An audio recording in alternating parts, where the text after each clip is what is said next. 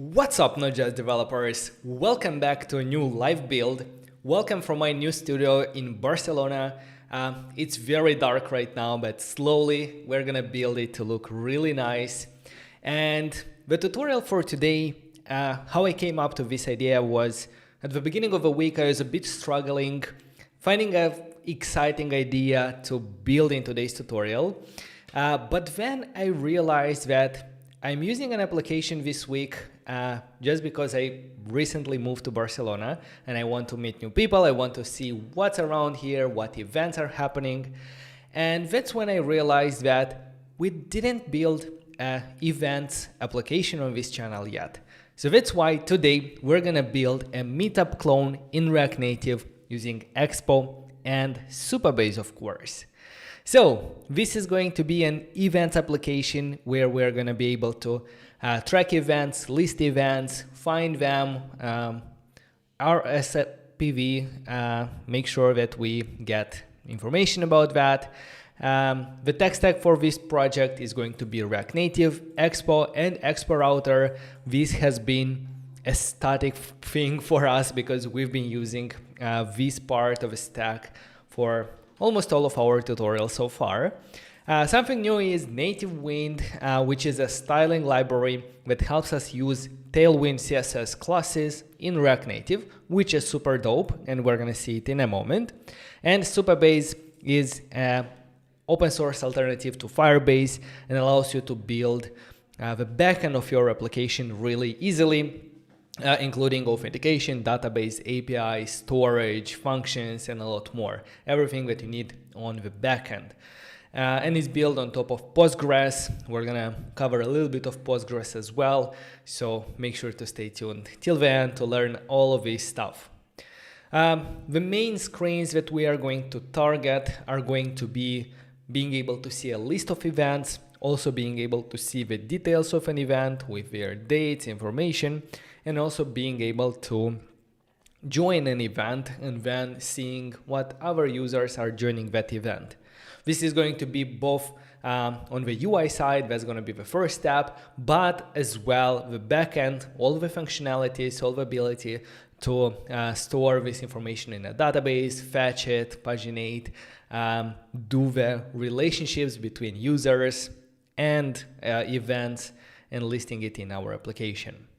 So if you're ready, make sure to get access to this guide because we have a lot of things here and step-by-step like to-do lists.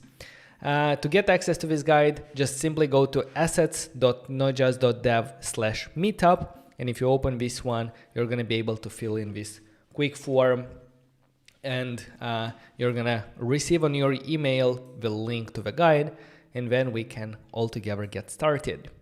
So if we're ready, let's roll the intro and let's jump right into it.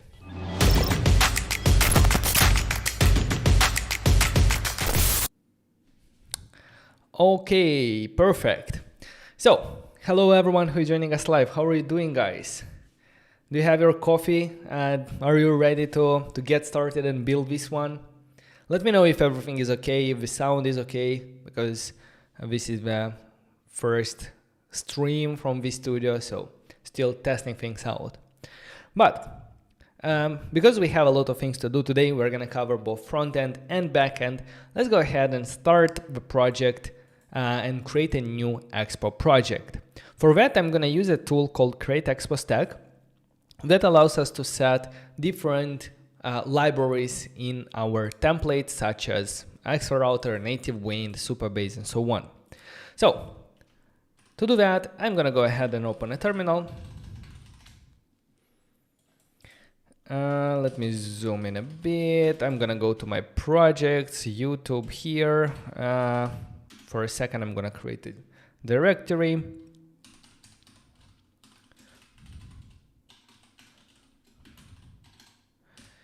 And once you navigate to the place where you keep your folders, here we have it. Open the terminal, navigate to where you want to create a project. And once we are here, as I said, we are going to use the tool Create Expo Stack by running npx create expo stack. And then it's going to use a guide to set up a new Expo project. I'm also using @latest to take the latest version. Here, the first thing is the name of a project. I'm gonna call it Meetup. Would you like to use TypeScript? Yes. For the NPM, I'm gonna choose yes. For the navigation, I'm gonna scroll down until I get to the Expo Router, and then I'm gonna press yes. We're gonna use Expo Router for this, which is a file-based navigation system. We're gonna talk more about that a bit later. And for the type of navigation, let's go with tabs. This template is going to contain already some pre-configured bottom tabs in our application. For the styling, we're gonna go with Nativewind, so let's scroll to Nativewind. And for the authentication and also the backend, we're gonna use Supabase. So let's select Supabase. We're not gonna set up EAS yet, so let's go no, no, and now. Create Expo Stack is going to initialize a template, a new project with the configurations and libraries that we have selected above. Also, if you don't want to go through for this guide, you can just copy paste this command with the options Expo Router, tabs, Nativewind, and Supabase, and you're gonna have the same starting project as I will do in a second.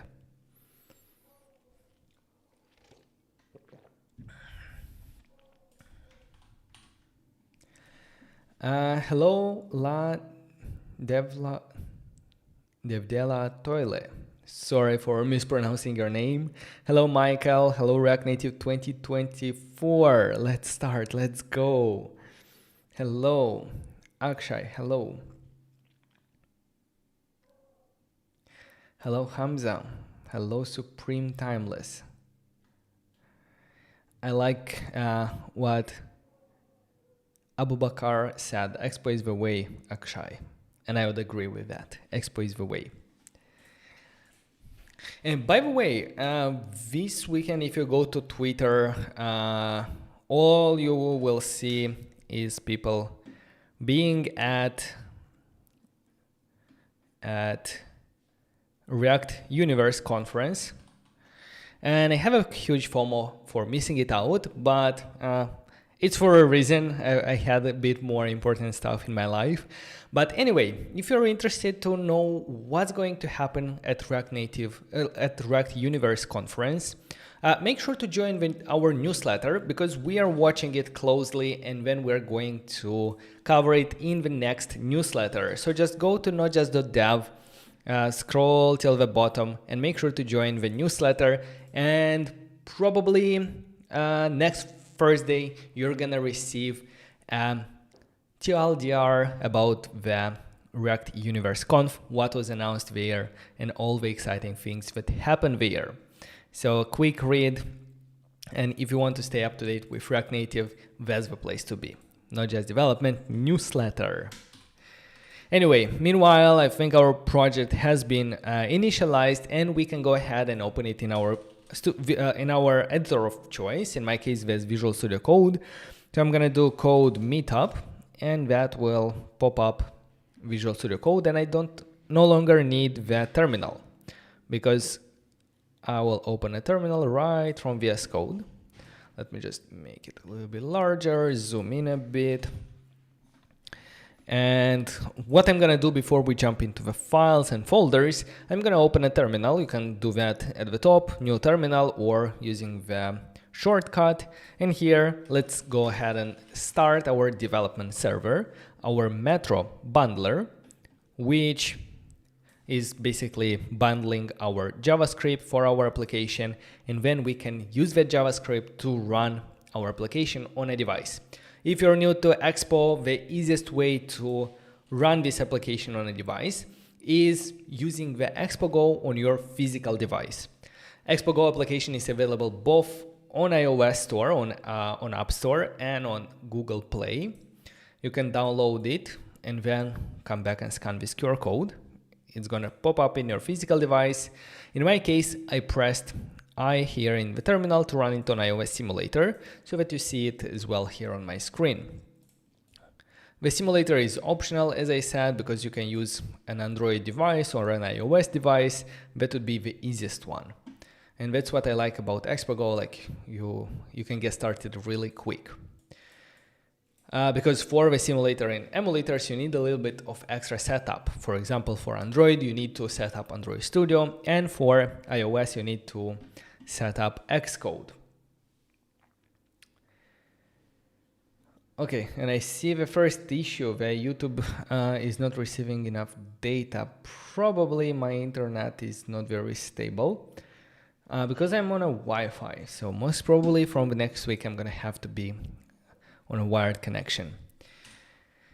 Anyway, here is our application. I can hide the terminal, and here we should see the starter template with two tabs, tab 1 and tab 2. In the tab 1, we actually have one more screen here as a model. All of these screens are defined in the app directory. The app directory is very important because this directory is specific for Expo Router. And because Expo Router is a file-based navigation system, it's going to look in this directory, and for the files that we define here, it's going to create new screens. For example, just a quick showcase, if I go ahead and look at the 2.tsx, which is our second tab, and simply duplicate this file, you're going to see that in a moment we have already 3 tabs here. So, long story short, we create files in our app directory, and the Expo Router is creating screens and setting and configuring them up here in our application. Later, we can also navigate towards them. Perfect. I don't need this tab 2 anymore. If we're going to need more tabs, we're going to add them later. I'll reload, and here we have it.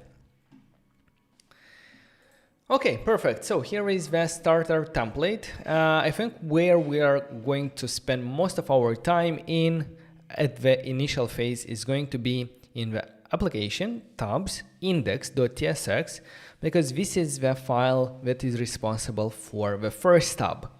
And if we go ahead and change the title here to events, we're going to see the title update right away at the top. And that's where we're going to start, and we're going to create the events list. So before we do that, I'm going to clean up a bit this by removing this container. I'm also going to remove styles for now, because we're going to style using Nativewind. I'm going to remove this import, and this import I'm not going to remove because in a second we're going to need like some other things from React Native. Sorry. And just like that, that's our home, or we can even call it events screen. And if I reload, I see events at the top, I see events at the bottom. That's perfect. That's everything we need, and we have a clean canvas to start drawing and rendering the list of our events. In order to render a list of events, let me see. Later on, we're going to integrate the backend. So all of these events are going to be stored in a database. We're going to fetch them properly. But before we get into that complications, let's go ahead and work with some dummy data so that we first can focus on building the user interface. And I've prepared for you this dummy data. I prepared it using ChatGPT. And it's super easy to do that. Like you can just say like, I'm building an application like this. I need an array in JSON format for events with this property, title, description, date, and so on. So as we can see here in the events, we are going to have this array. First, let's go ahead and create a new file inside our assets. Let's call it events.json.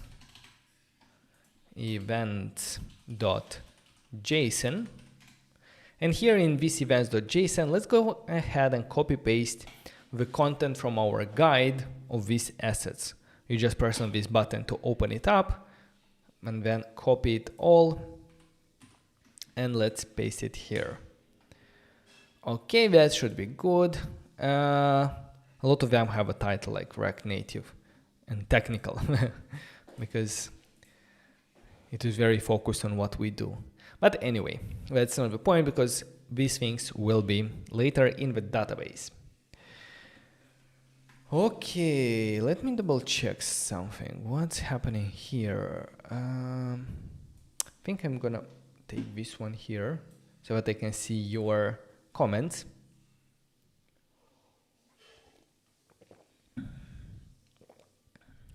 Hello, Supreme Timeless from Ghana. How are you doing?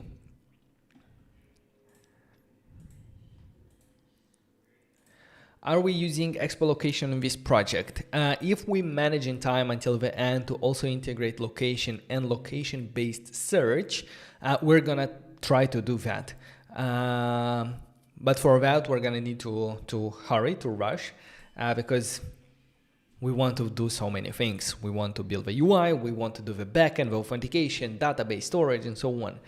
So we're gonna try our best to also manage to use Expo location to do location-based search. Wait, this is live. I thought it's pre-recorded. No, this is live. Here I am. Hello. Most of our tutorials are live, and like 99% of them are live. And if you are interested in that, if you are on your journey to become a React Native developer, if you want to build mobile applications with ease, make sure to subscribe to the channel. That helps us a lot to reach more developers like you and help you build impactful mobile applications. That's what we do at notjust.dev, and we'd be happy to have you on board here with us, growing together.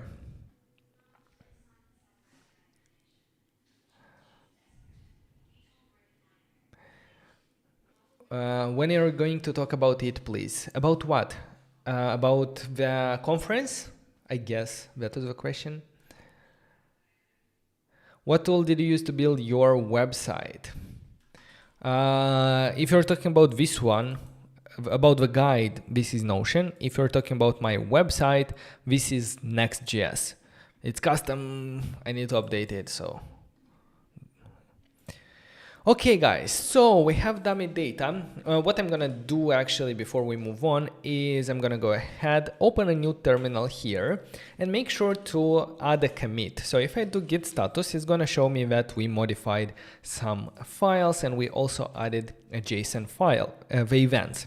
So let's do git add dot to add all of the files to git, and then git commit -m for the message and say cleanup and dummy data. By creating constant commits, they're going to serve as checkpoints in time. And for me, why I'm doing this is that it's going to help you look through these commits and see step by step how I build this project. But for you, like when you're building your own projects, this is going to be helpful. Like for example, if something didn't work, like you can easily revert back to a commit. And yeah, it's easier to manage this way your project. Anyway, this is where we start, and we're gonna start with the UI, with the user interface. And the main part of our project is going to be the list of events. So here we can see a list of events, and when you look at them, like it might seem overwhelming, like there is a lot of things going on here.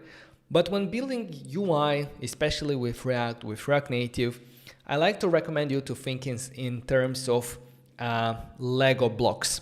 Like everything big is made up of something smaller. So what's in this list, what's one piece of thing that repeats itself? Well, that is the actual rendering of one event.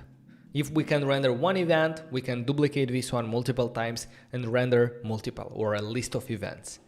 So if we look at just one event, now it becomes a little bit less crowded and more understandable, like how we should build it. So in terms of, let's say, structure, what do we have here? We have, first of all, two columns, one with some details like text and then an image, and below again some text and some icons. Okay, so first it's time, title, and then location, if I'm not mistaken. Yeah, we're gonna do location there. So let's go ahead and render these things here. I'm gonna start by rendering some text, the text that represents the time. So to render a text, we're gonna import a text from React Native. Let's render the text tag and whatever we write here inside, for example, Wednesday, 13th, September, and then we have, you know, this middle dot. I don't know how to put it on the keyboard, but if I Google dot in the middle, here on Google, I can find it as a character and I can simply add it here in the text and then put the time. That's a little trick. For example, 1930 CET. Okay, we have some text there on the screen. Perfect. First, I like to put like the content on the screen and then think about how to style, how to group them. The next one is going to be the title. Let's add another text here. This is the title.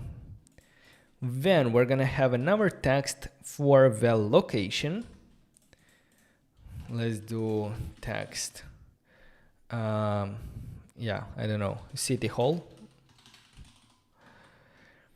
On the right, we're gonna have an image, which I'm not gonna render yet, but I'm gonna put just here like event image as a comment, and we're gonna get back to it in a second. Then in the footer, I'm actually gonna say here, this is going to be footer. We're gonna have a couple of things. 16 going, and just it, because the location we put above. So let's just do a text 16 going. And on the right, we have some icons. How do we render icons? Well, the easiest way to render icons is using Expo vector icons. And this library is an extension, is a collection of a lot of icon fonts. And we can search here something that might interest us. For example, share and save. Let's go with share. And we're gonna go probably with this one. That's good.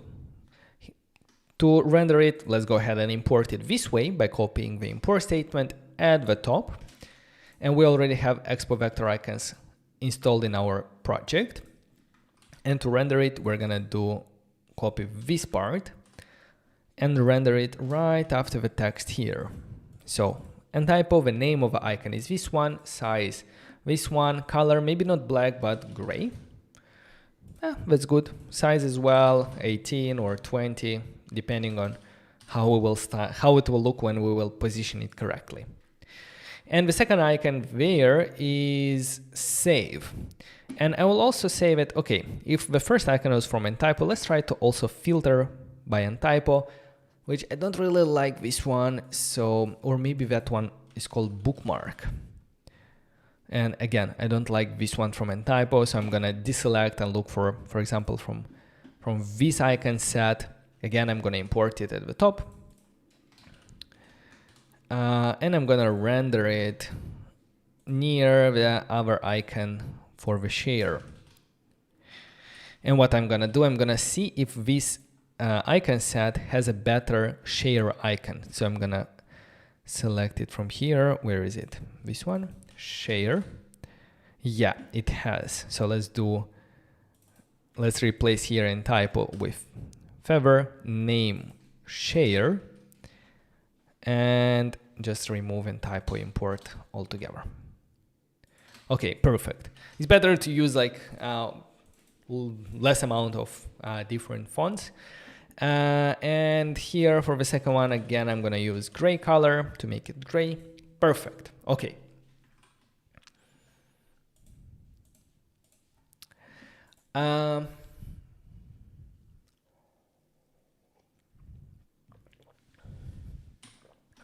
Yeah, again, before we style things, I think it's going to be better if we render the image as well. To render an image in React Native, we're going to import the image component from React Native, and here in the event image, we're going to render it like this. The image can be a self-closing tag because we don't have to put anything inside as we did in text, for example. So that's why I closed it right away. And the image needs some properties. The most important one is the source. Where do we want to take the image from? It can be a local image or a remote one. And in case we want to render a remote image, we're gonna send to the source here an object with a parameter URI. And here we need a link to an image. If we go to the assets in the events.json, we're gonna see some publicly accessible images that I have prepared for you, so we can copy one of them. I can go back to index.tsx and put it in the URI here. Just like that, nothing much happens. We do not see the image. You might think that something is not working. But when this happens, whenever you're working with images, in a lot of cases, the problem is with sizing. So it might work, but we didn't specify the sizes. So I'm gonna go with a simple style here, saying width 100, height 100. This is the debugging style to make sure that it works. No percentage, nothing, just some hard-coded width and height, and this will tell me like if there is something wrong with the image or it was just the styles. So this is a little trick. And as we can see, the image is actually working properly. Perfect.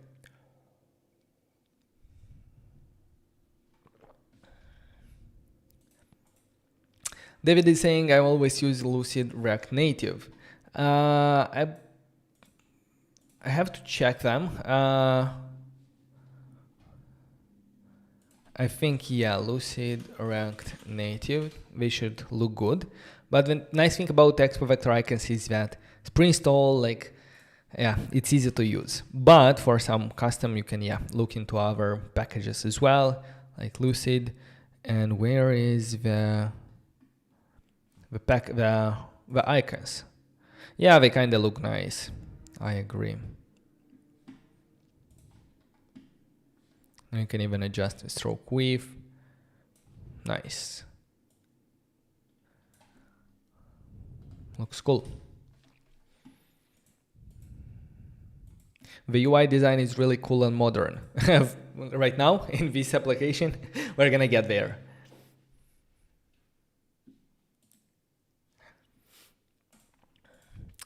Okay, so now that we have content on the screen, let's go ahead and style them. Usually, the way you style, I'm gonna start with the title, because I want to make the title like big and bold, like this.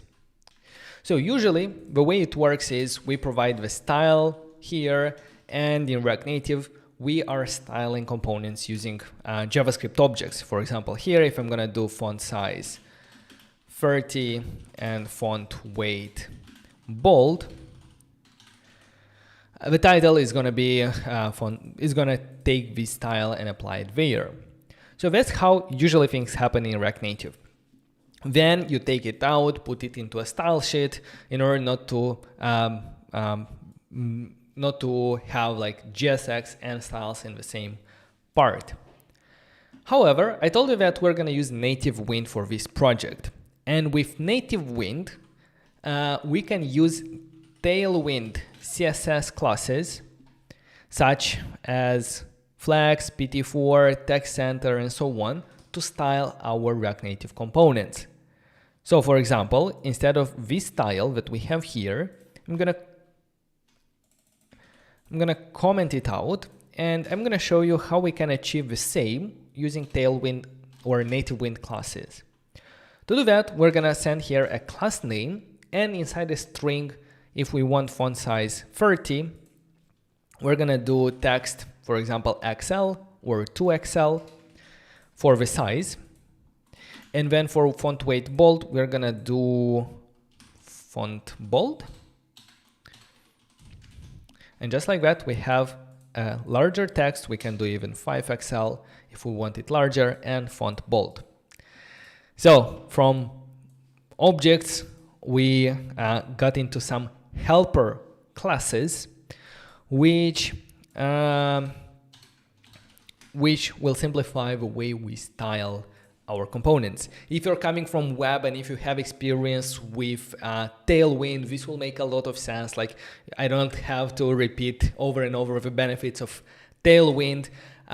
If this is the first time you're using Tailwind classes, then it might be a bit weird at the beginning, but as you start using it and as you start remembering these classes, it's becoming so much easier to write styles and to build user interfaces that, like, in 95% of times, like, you're gonna love it. Like, I'm pretty sure. For the beginning, like, if you're just getting started, the way to learn it, the way to know like what classes to use is to go to Tailwind CSS, and here they have a very nice search.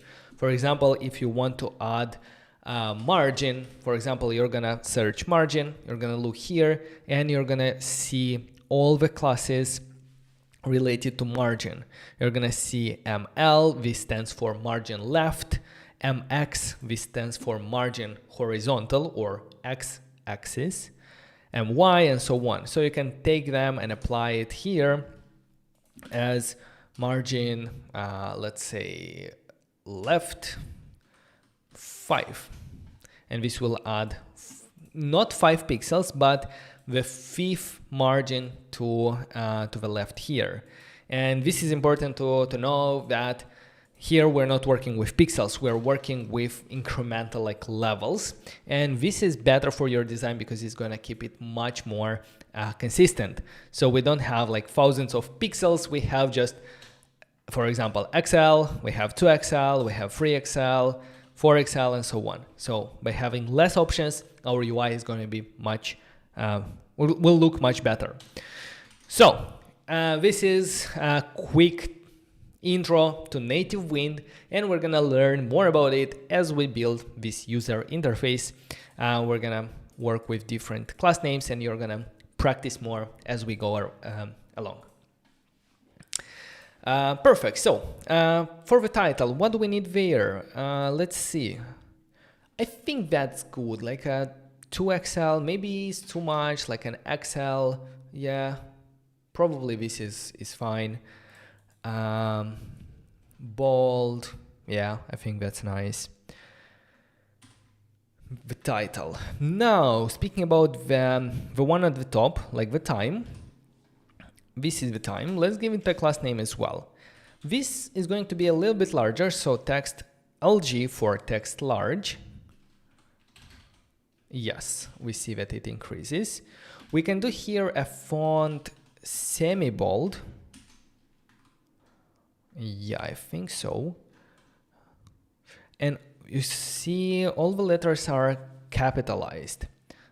I don't know about how to do that in Tailwind, so I'm gonna go here and text transform uppercase. So if I just send there uppercase, will it make? Yes, it makes all the letters uppercase. As simple as that. And now I'm gonna remember that when I need it next time, hopefully. And the only thing that I need here is the text color, or I'm just gonna do text slash, here was some kind of a amber or brown. Amber, and the colors are really nice. They have shades, so if you go red, it has shades from 50, 100, 200, all the way to 950. So I wanted there an amber 800, something like that. Yeah, I think that's good. Maybe 700. Not sure if it's amber, maybe text slash brown. Is there a brown color? No, text yellow. Should I do yellow? Amber probably was good.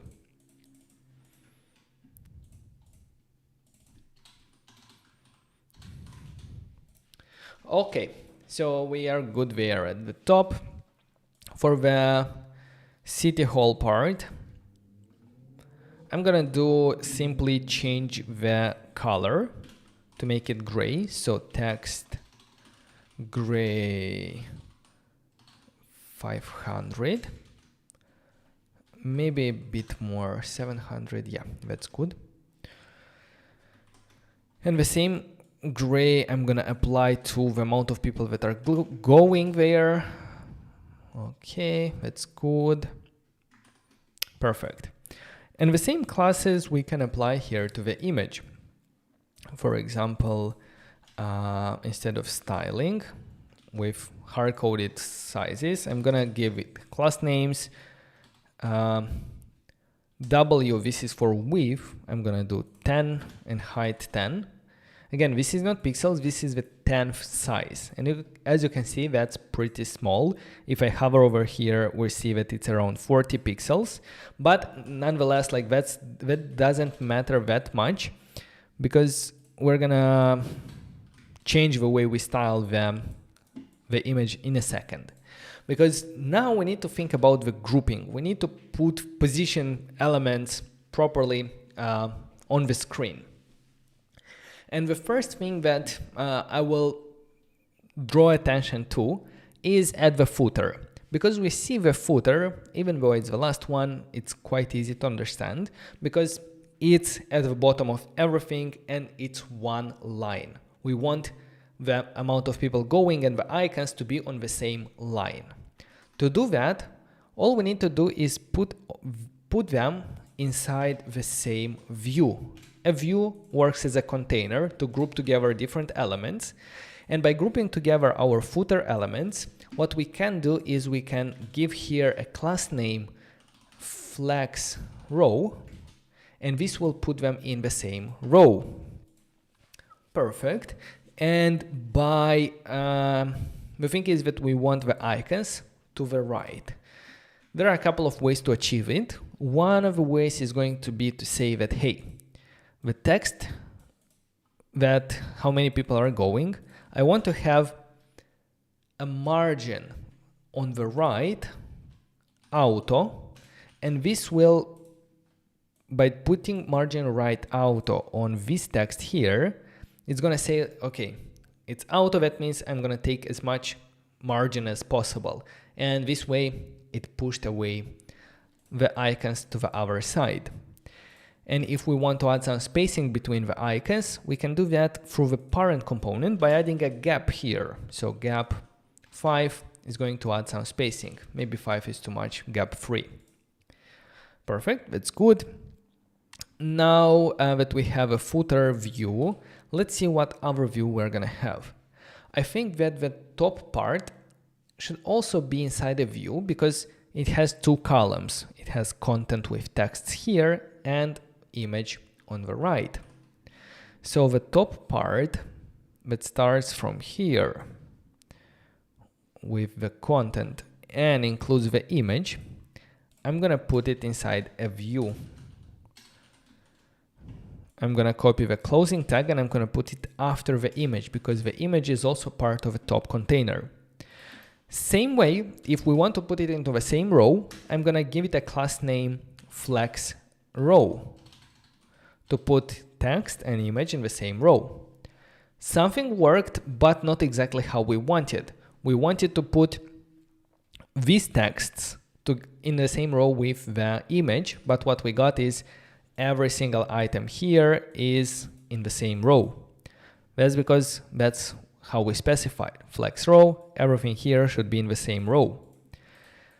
What we want to do is we want the left column to group together into another view and treat it as one single element that is going to be in the same row as the image is. So the texts 1, 2, 3, they will be another view. And I'm gonna close it here at the end of the text. And after this view with content, we only then have an image that is inside the same row as the content. Okay, that's good. Now speaking about like sizes and so on.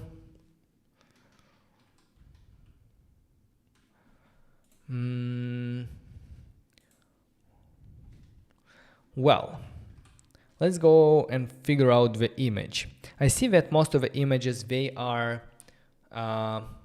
wide like a thumbnail, right? So if I'm not mistaken, I can do here height, and instead of width, I can do aspect, auto square, or video. Video is 16/9, and that's what I want. So if I do video here, what happened? I don't know. I will quickly comment out the previous view just to see this image. Yeah, it has this aspect ratio. But the problem is that I don't want the height to be static. I want actually the width to be 1/3 of a container, and I want the image to be 1/3 of a container. With 1/3, it didn't work because, where is it? The whole container that represents one item, we don't even have that view yet, because this one is only for the top part, and then we have a footer. So we need another view at the top that starts here and ends after the footer. And this view is going to represent one event list item. Now, if I'm gonna go here, class name, let's say background red 200, we're gonna see that it's full width. But if I go to the first one here with background blue 100, it's still full width. Why then the image is not 1/3? Or maybe it is. So I'm gonna say that the left part of this container with text, I want it to take all the available space. So by doing flex 1, it's gonna push the image there.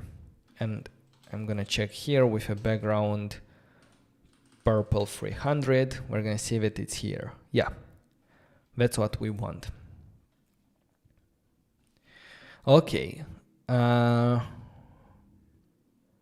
1/3, is it enough?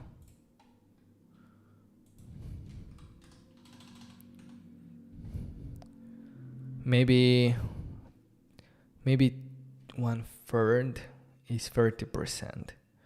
Maybe 2/5. 2/5 is more or less? It's more. So I think this one is better in terms of sizes. Okay, I'm gonna remove quickly the background colors here that I use for debugging. And what I'm gonna do is that at the top view, which is the event list item, I'm gonna add here some padding. For example, padding 3, that is going to add some spacing around this. That's good. And this event list has two children, has the top part and the footer. If I want to add spaces between the top part and the footer, I can do that with a gap property here, gap 3. Or alternatively, I can add here a margin top on the footer, and that is also going to work. But I think like working with gaps, it's a bit more user-friendly, more straightforward. Now, what I also want to do for this image, I want to make it rounded. So by doing simply rounded, it will round the corners. And you can do also rounded SM or rounded MD for medium or large. Yeah, I think large or even XL is what we're looking for. Yes, that's much better. Okay, perfect.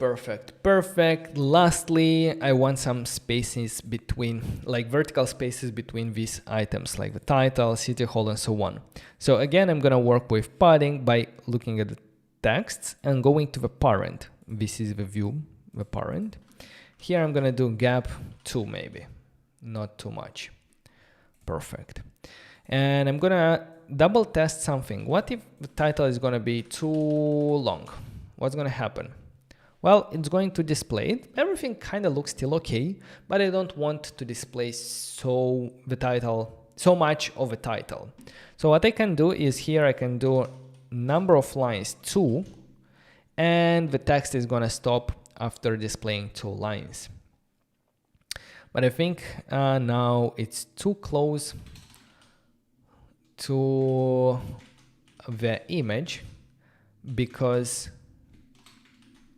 but it's okay. Yeah, I think it's okay. So here we have it. Here we have the rendered event list item. You can also hardcode values like v200 pixels. Yes, that's true, but we try to avoid this kind of things of hard coding pixel values, but we can in cases we need it.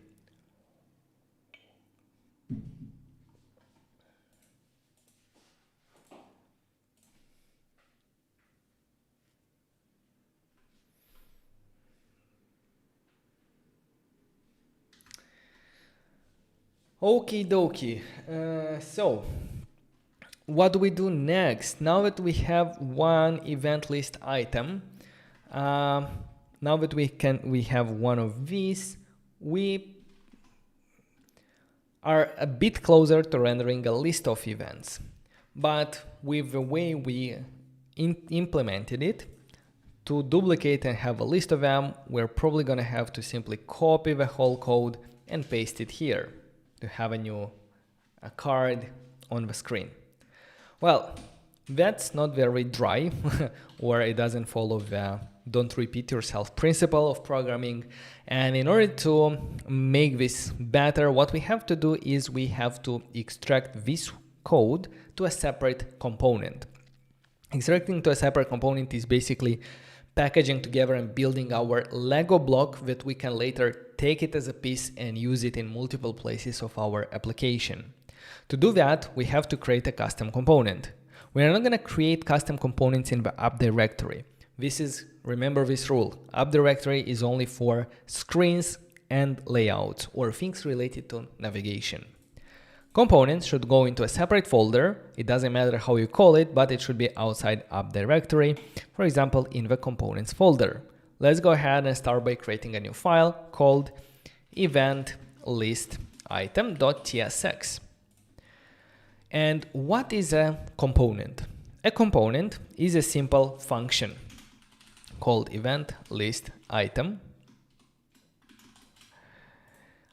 And what makes it a component is it should return some JSX. And the JSX is this part that looks very much like HTML that is helping us render things on the screen.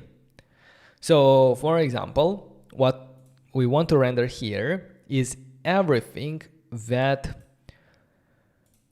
we have here under the event list item, starting from this view and all the way where it ends. So I'm gonna copy it here carefully to make sure I take everything and I leave this component like this. And I will move it to our event list item. I will paste it here, and I will also make sure that we have to import the components that are used here. Usually what I do is I go back and take everything that was imported previously and I copy it as well here, and then I remove things that I don't need, such as the stack. Now I don't see any red errors here, and we are ready to use it. In order to use it, this function should be exported. So we're going to do export default before the function keyword. Now that we are exporting the event list item function, which is actually a component, we can go back in our index of the events and go ahead and import event list item from our components, and the file is called event list item. To render our custom component, it's the same way as we saw how to render a view or a text or an image. We open the brackets, the angled brackets, we put the name of a component, and we either do a closing tag, or if we don't need any children, we can do a self-closing tag as well. Now if I go ahead and duplicate the rendering part, like the usage of this component, we see multiple events on the screen, and that makes it more reusable. Now this is a building block. We can take it, put it in different places. And here it's the implementation details that tells us how do we want to render them. Okay, now that we know about the custom components, let's go ahead and cover quickly.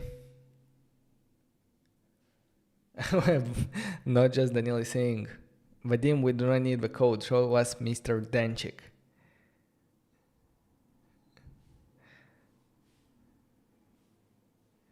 Mr. Denchik is going to show up at a very unexpected time during this live stream. So make sure to stick around to see Mr. Denchik. If you don't know who Mr. Denchik is, he's a very fluffy mini poodle. So he's very cute, and I don't think you want to miss this part out.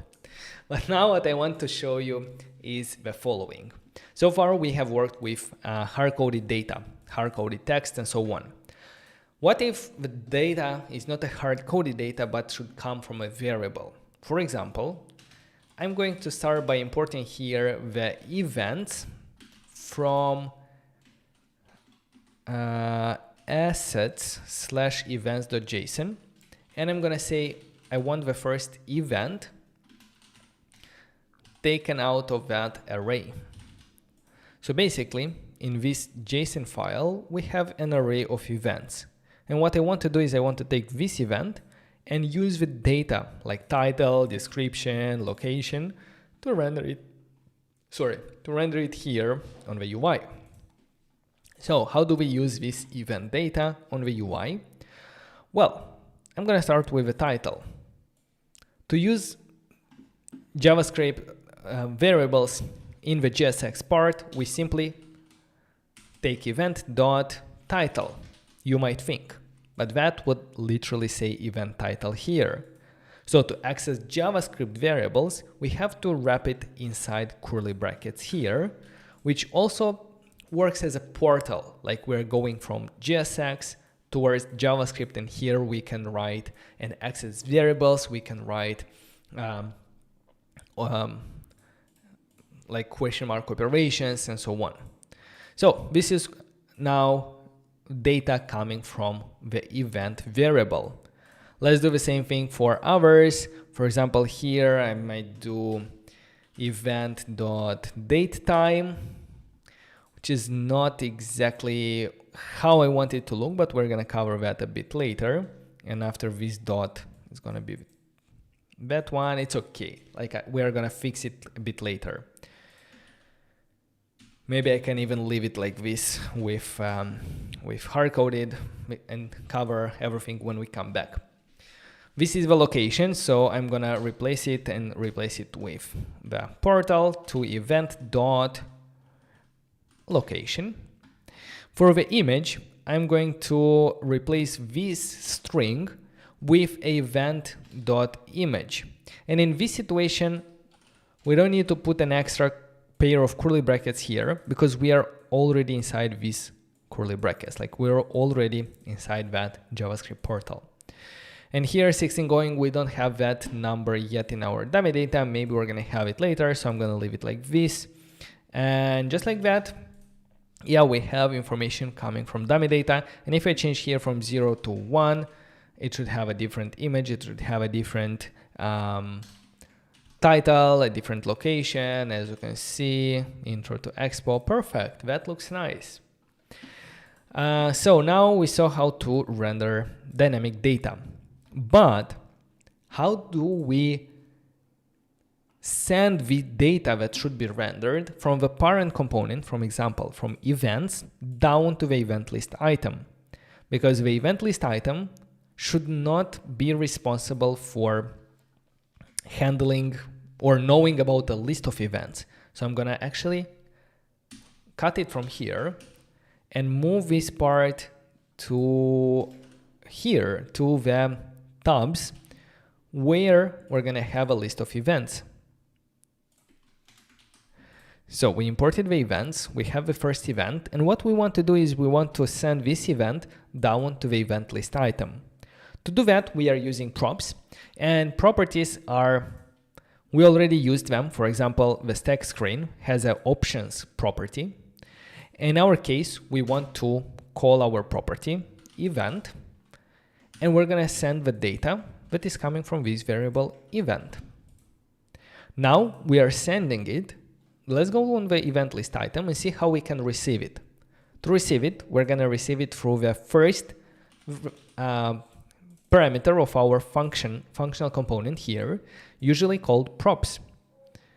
Now, if we take event from props.event, we're going to see that our application is working, and the data that is being rendered is now sent through properties from the parent component. So if I go here 1, it's going to change. Back to our event list item.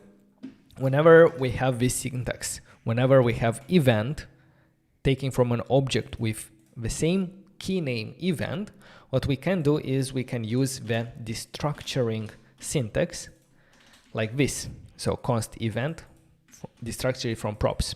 It still works. And usually what we do is we, instead of defining props here, we actually destructure right away the properties that we need like this.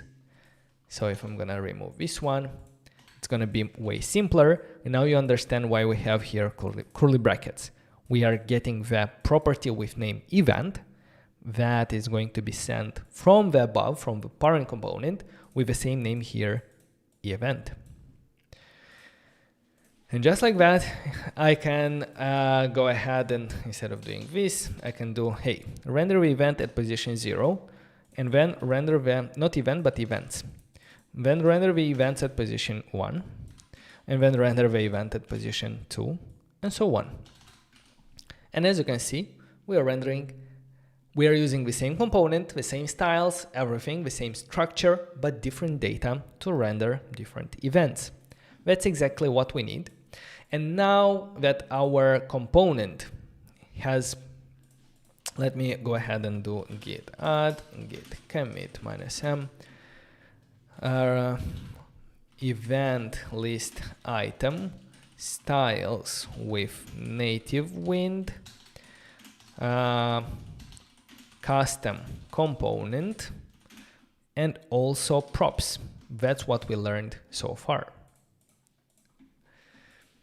Now that we can use the same component with different data, what we want to do is render a list of them.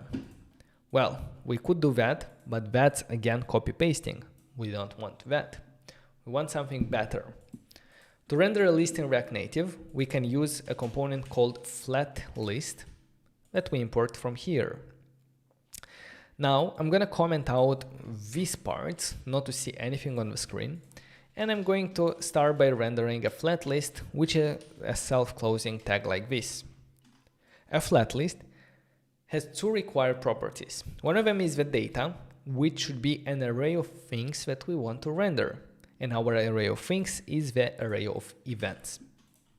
The second required property is called render item, which is a function that should tell us how do we want to render every single item in that array.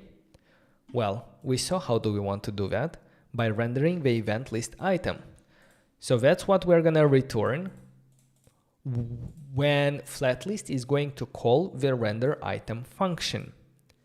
So if I do that, we see a list that we can scroll through 20 events, because that's how many events we have there in the array. I can remove these comments. And the only problem is that all of them are rendering the event at index 1. What we want to do is Flatlist is going to call the render item for every single item in this array of events. And Flatlist is also going to give us that item through the properties here. So I'm going to take the item that the Flatlist is going to give us when trying to render an item, and I'm going to send it here as the event item. If I do that, right away we have a scrollable list of 20 different events with different names, with different images. And that's, guys, how we are working with a flat list. Do we need to make the background white? Yeah, I think we can. So on the flat list, I can do class name bg white. Is it gonna work? I'm not sure. Let's try it with a style. Background color white. Yeah. Why class name didn't work there? No, it actually worked. Yeah. Class name BG white also worked. I can do it a little below because these are the two important things. And boom, we have our list. Looks good. In the event list item, I see that our bookmark icon is much larger, so I'm gonna do it 20. Yeah, that looks better. And that's git add, git commit -m, Flatlist.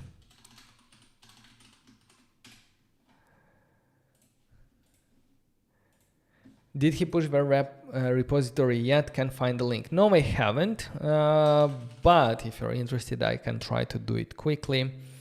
Let's go ahead and create it first. Meetup. Let's make it public. And let's create the repository.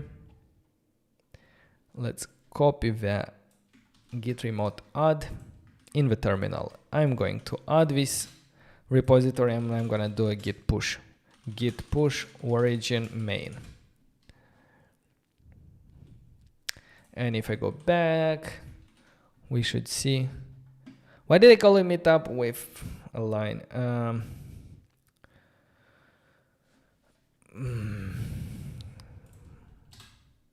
Rename. Okay, it was renamed. All good. Now I will add this one to YouTube so you can access it as well through the description.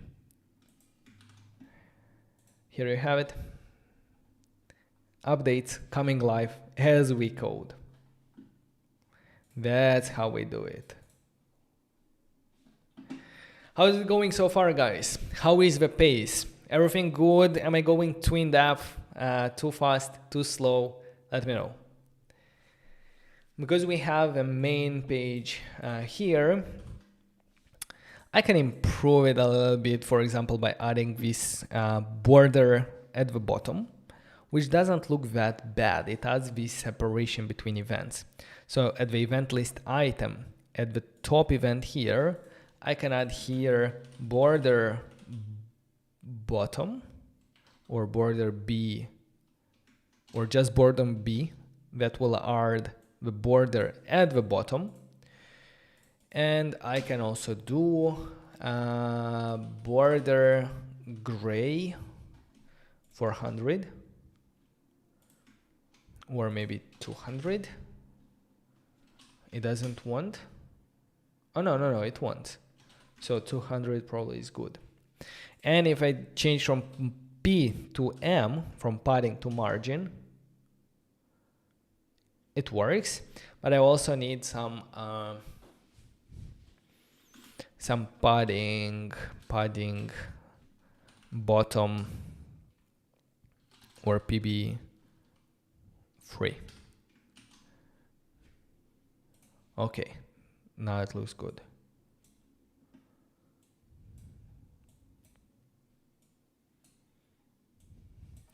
Maybe 100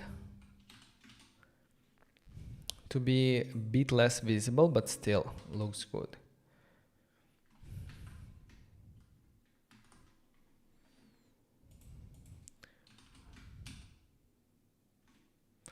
So I changed border bottom to 2 pixels, but I made it very, very light gray. This way it looks, I think, best.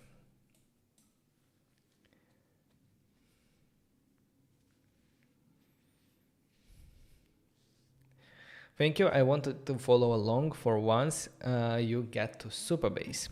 Yeah, we're gonna get to Supabase probably in around 1 hour because we still have the next step is, let me check if we did everything. So render one event, item, text, views, containers, images, icons. We learned about all of this. We learned how we can extract reusable code into custom components. We learned how to send data through properties. We learned about Flatlist. We learned about Dayjs. Actually, we didn't learn about Dayjs yet. So let's actually do that right now, because that's a quick thing, but it will improve a lot like our view. For example, in the data JSON, the date time that we have here is in this format.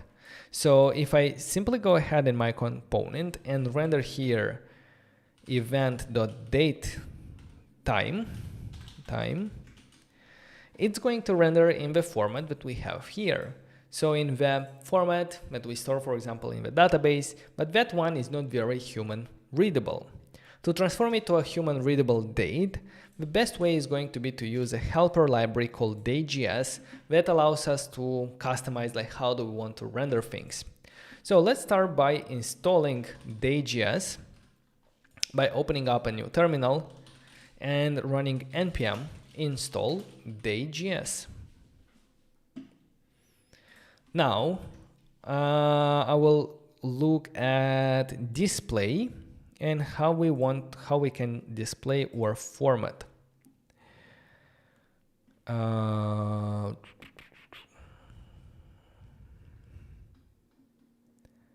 Let's see. First of all, let's see what's the format we want. First, we want Wednesday, 11 September. So Wednesday, Thursday, should be DDD, MMM, and then D, something like that. So I'm going to import probably everything as Dayjs from Dayjs. And when trying to render the date, I'm first going to transform it to a Dayjs by calling it this way. Then I'm going to say format. Probably I'm missing something. Format.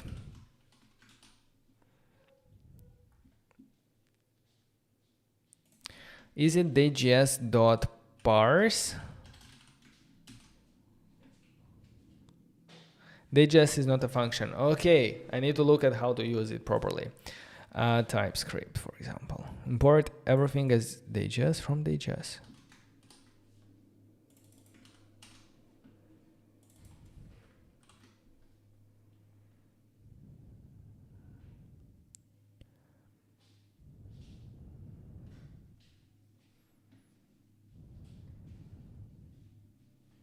Oh, I think we need the default. Import Dayjs from Dayjs.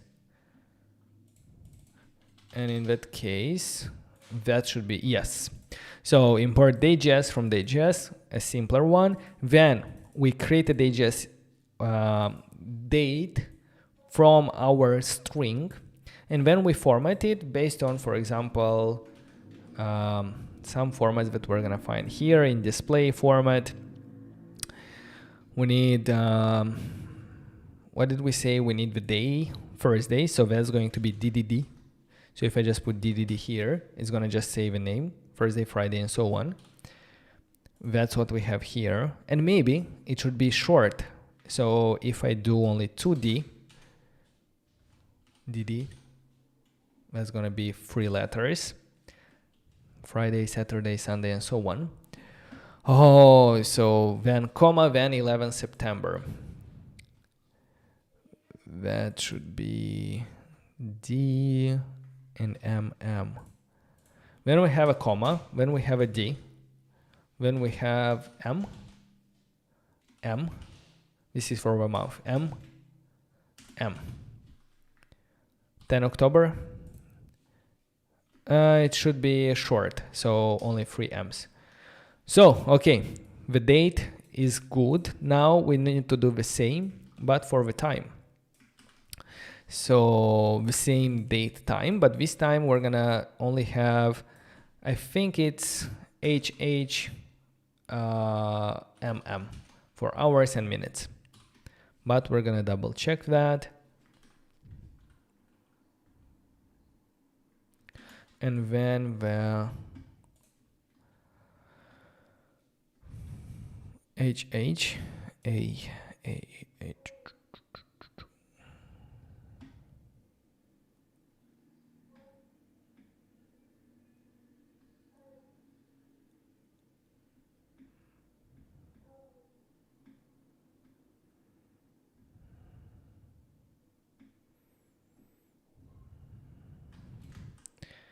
and A will tell us PM or AM.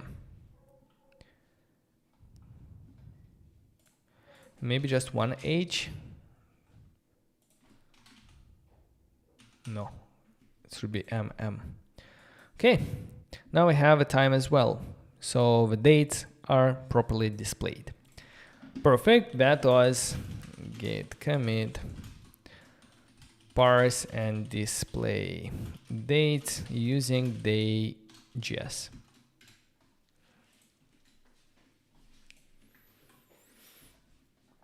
Okay, that was that. And here we have the last thing that we learned from the first part, render the times using Dayjs. Now the next part is going to be event details page. For example, when we click on one of these events from the list, we want to open its own page with more details about that event. Also on that page later, we're going to be able to set that we are attending the event. So for that reason, we need a new, let me check. We need a new screen where we will where we're going to redirect the user when clicking here. What about displaying the time zone name? I think that one I think we just need to transform the date into the time zone of a user and render the time zone there of a user. So when we click on one of these events, we want to redirect to its own page. So for that, we need a separate screen. And as we remember, because we are using Expo Router to create new screens, all we have to do is create a new file in the app directory. So let's go ahead and create this file inside app directory, and we're going to call it event.tsx. A screen is a normal React component. So this file needs to export default function event page. And if we render something here like a text, event details page, and make sure to import this text from React Native. Now we are going to have a new page called /event that is rendering the details page. On mobile, it's a bit harder to directly navigate there without implementing like an on-press handler. But if we go ahead where our Metro bundler is running and press W, this will open our project on the web. And yes, our React Native project is working both on mobile for iOS and Android, and also on the web. Yes, there are styles, we need to adjust the styles a bit, but anyway, we have a project, we have two tabs at the bottom, we can move through them, we see the events, everything is working on the web as well. What I wanted to show here is that in browser, we can change the URL. So if I'm gonna change the URL to the event, we're gonna see the event details page text here, because the /event, the URL will try to look into the app directory for a file called event. That's how it comes here and renders this page. So by simply creating files, we create screens and they are navigatable through a URL that matches exactly the file and folder structure. Because event is in app directory, the URL is going to become /event. So let's try to also implement the on-press handler to navigate to the event page when we click on one of these items. I'm going to go into the components because we have to work with the event list item. When we click on one of these events, we want to redirect to the event page. Well, first things first, I'm going to show you how to work with a link in the easiest way. So below the title, let's add here a link component imported from Expo Router. link imported from Expo Router at the top, and the link will display some text. Go to event page. This link component needs the href, similar to how an A tag works on the web. And where do we want to redirect? To the /event. Now we're gonna see after the title, we have a go to event page. If I press on it, we're gonna have a oopsie. If I reload and do that again, we see the event details page. That's good. That's how we integrated the navigation using the link component. By default, a link will take the children, whatever we send here, and render them as a text. What we want to do next is we want to handle this redirection when we press on any parts of this whole component. So logically, we need to take this link and wrap it around everything that we have here. Come on, just the link, we wrap it around here. We don't need the go to event page text. We take the closing of a link and we put it as the last closing tag here. And make sure, it added automatically a closing tag there, but I'm gonna remove it. So what we did is we wrapped our whole view inside the link component. Now, if we press on it, it works, but it messed up our styles. Why? Because now the link is the root component or the root element in the event list item. And it doesn't have these styles because we didn't apply anything. In order to keep our view as the root element that is being rendered, we're gonna send to the link a component called as child. Just like that, link is no longer going to render extra things. It's going to just take the child, render it, and attach on itself, attach some on-press events. Now it looks good, but if we press, we lost the functionalities. We are no longer redirected. Why? Because as I said, the link with the as child will not render anything. It will attach to the view component and will send there, for example, on-press event. The problem is that the view does not have an on-press event. So when we're using as child, we need to make sure that the child component can handle press events. A component that is very similar to a view but can handle press events is called pressable. Pressable helps us create buttons or handle containers that need press events, and it's very similar to a view. So that's why I can replace the view with a pressable, the top one. And also make sure that at the bottom, before the link, we have a closing pressable component. Now, if I press, it works because now pressable can handle press events, as you can see, and the link will attach to this pressable, send their press events, and handle the navigation for us. Now, if I press, we are navigated. Perfect, exactly what we wanted. Before we move on, another thing that I want to explain is, okay, we are going to the /event page, but being on this page, how do we know what event we want to render? For example, I want here event title and to display the title, but how do I know which event did we press here? Well, for that, we need to send some data. On web, data can be sent through URL parameters, and these are coming after the question mark, and then, for example, title equal to something. This is a way to send data. But another way to send data is to actually put that data in the URL itself.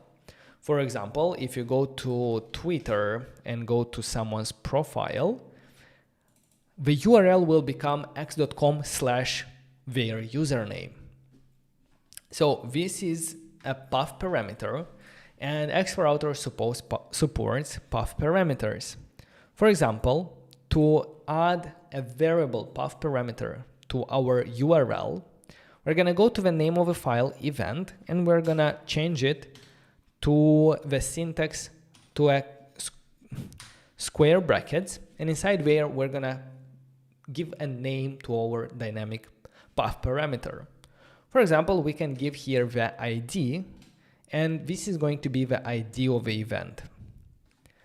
To get access to this dynamic path parameter, we can do that using a hook called use local search parameters. Use local search parameters will give us back the ID, because the ID is how we call this dynamic path parameter. And then I'm gonna say event ID equal to ID, or ID like this. Now if I press on something, I see event title. Why it didn't reload? But if I do that, event ID, event. Why? Because we are redirecting to the slash event. If I would redirect to slash 123, it's going to be 123 here and 123 here as well. We actually want to redirect to a dynamic ID, depending on the ID of the event that we are working with. So for that, instead of sending here a hard-coded string, I'm going to send here a portal to a template string with a slash, and then after the slash I'm going to add here a dynamic parameter called event.id. Now if I press on the first one, we see event ID 1. If I press on the fifth one, event ID 4, and this data is coming from actually our dummy data from assets, events, the ID of them from here. So this way we know towards which to the event with what ID we are redirecting. Now from this ID, what we can do is we can import events from assets, events, and here we're gonna say that we want to find the event where, like let's do find the event where ID is equal to the ID that we just received here through the parameters. And now we have access to the event, and we can say event title is equal to event.title. So mastering mobile app design. If I do AI integration in apps, AI integration in apps. If I do JavaScript essentials, I see JavaScript essentials. And that's how we send data from one screen to another. The best practice is to not send a lot of data, only send some identifiers. For example, in case of Twitter, that was the username, because that's a unique identifier of a user. In our case, we are sending the ID of the event, and then we are fetching and finding more details about that event, the way we want and the way we need it on the details page of the event. Okay, perfect. That was the part of, I'm started the Android emulator. It works on Android, but for me it's a bit slow, so we're gonna test it a bit later. Let me go ahead and do git add, git commit, event details page. Okay, event details page. Good. Now let's go on the event details page, this one with ID, and let's figure out what do we need to do here.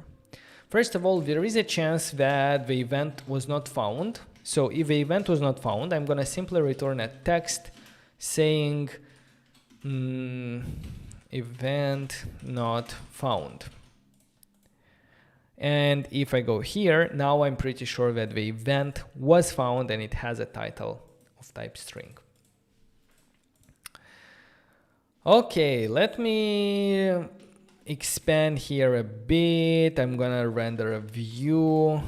I'm gonna put this text inside the view, and I'm gonna close the brackets here. This one.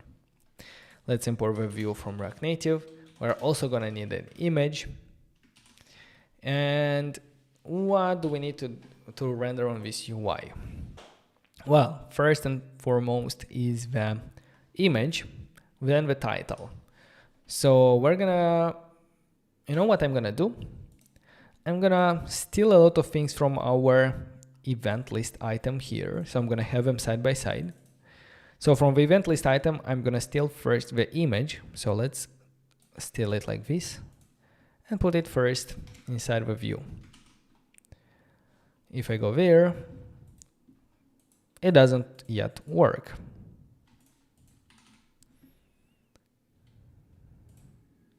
No, it actually works.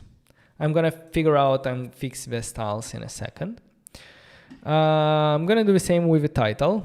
Let's steal it from here and put it here. That's good. And below that, we're gonna need the date. So I'm gonna steal the dates here and put them below the title. We need to import Dayjs. So let's do import Dayjs from Dayjs. It was moved to the top. Okay, that's good. Now let's play a little bit with the styles. For example, the root container, I'm gonna give here some padding, definitely. Padding 3. And maybe a background color, BG white for the background color. And in order to make sure that the background is on the whole page, I'm gonna say that this component should be flex1 and expand on the whole page here. Now the background is applied on the whole page. Now for the image, I want it full width. So I'm gonna do W full for width full. An aspect ratio video is good because it keeps the same aspect ratio as before. I like that so far. Maybe around 2XL or 3XL.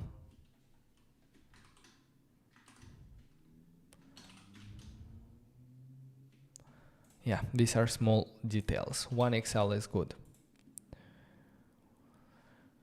For the title, it definitely should be larger. So let's do text 3XL.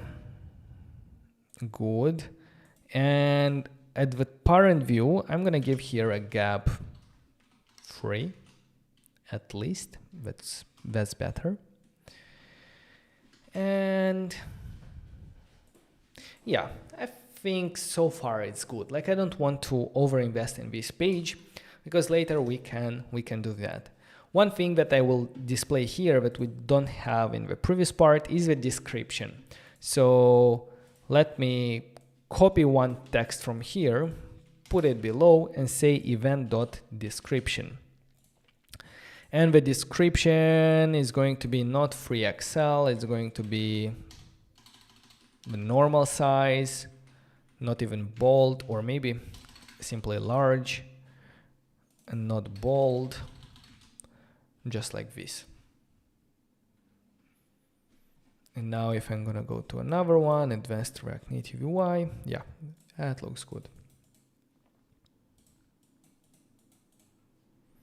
Perfect, I like it.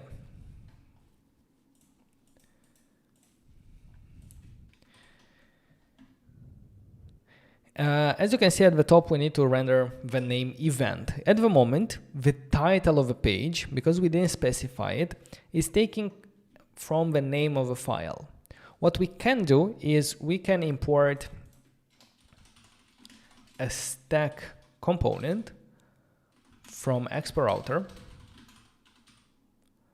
Expo Router. Oh, we have already this Expo Router, so I'm gonna move it here. So imported stack, and if we render this stack anywhere on our screen here, for example, stack.screen, and say through options, I want to adjust the title of this screen to say event, then if we go to the event page, we're gonna see at the top event. And maybe go, how is it called? Header header back. I want to change the header back title because now it says, I even want to hide it. This header back title visible, and let's do false. And I hope that the title of the back button is going to be hidden. Yes, and it's just the icon. Perfect. Something how we wanted it here. And I think you can even do header back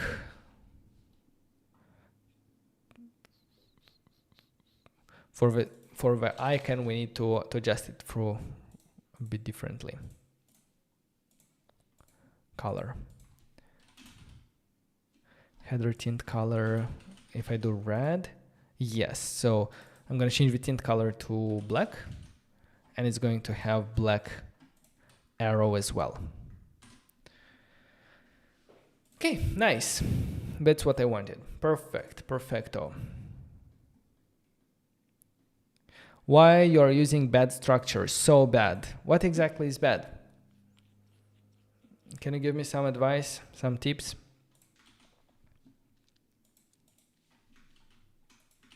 I'd love to learn how to do it better. Okay, so this was the details page. Event details page, content and style.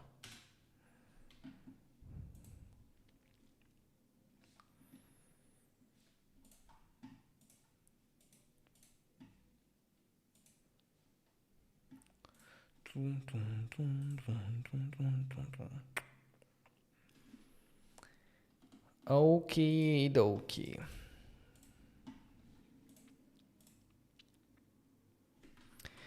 And we are done with the events details page. But one important thing about the event details page is that's where we're gonna join an event or tell that we want to attend an event. So let's go ahead and cover a little bit of the RSVP. And first we need to render this footer that has the button join and RSVP button. So let's go ahead inside our application ID for the events page. Somewhere at the bottom, we're gonna have a footer. So let's do footer. The footer is going to start as a view or be a container. And there we're gonna have, for example, the word free and then a button. So it's gonna have a text. Free, and then it's going to have a button. And remember when I said a pressable component is used to create buttons? Well, we're going to need this pressable component here, and inside there we're going to need the text that will say join and RSVP. Okay. I'm going to style a bit. I'm going to give a class name to the whole footer, for example, background color red 200, just to see where is that footer. Well, it's right at the bottom of our content. The thing is that based on this UI, we want this footer to always be visible on the screen and always be on the bottom of the screen. So for that reason, I'm going to add here the absolute position. And I want this footer to be rendered absolute with absolute position. And I want it to be at the bottom of the screen. So bottom 0 should move it to the bottom. And also let's do left 0 and right 0 as well. This will expand it at the bottom of the screen full width. And I can even do here a padding 3 to add some spacing. Maybe padding bottom more, like 10, because we have that notch. And I don't want to hide the footer behind the notch. There is a better way to handle the notch with a safe area view. But I'm not gonna implement it right now. So here we have it. The footer looks good. Maybe padding 5 will be better. There is a lot of padding, as you can see here. Nice. The whole container has like this border at the top. So let's do here border top, border dash T, 2. So 2 pixels border at the top. And let's do border gray to decrease a little bit the color. 400. Okay, and we no longer need the background color red.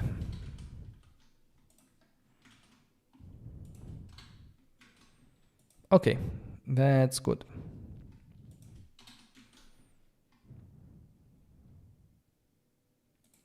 That's even better. Perfect. So another thing is that we want the child, like the button and the text, to be on the same line. So I'm gonna do here flex row. These put them on the same row, and I want them spread apart. So justify between will add the justify between and put the space between the items, moving the button and the free label to different sides of the screen. Perfect. For the free, I think I'm gonna change a little bit the class name here to something like a font semi-bold and a text large. Good. And for the pressable, this is our button. I'm gonna do a class name. I'm gonna have a background color. I don't know, like a red something. I don't know exactly what color is this. I can take it properly, but maybe I think red 400 is actually good. Or let me check if I have a pink color. 600.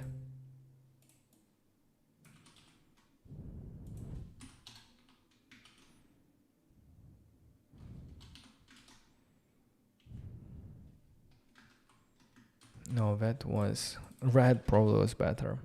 You can adjust through the themes. You can adjust your own colors in the tailwind. You can basically adjust your own colors. Know exactly where it is, but you can do that. So yeah, I'm gonna leave it as this. It's okay. Let's add some padding 10. Oh, 10 is probably going to be too much. Padding 3, 4, 5. Good. Maybe more on the X, like an 8. Nice. Let's do a rounded button.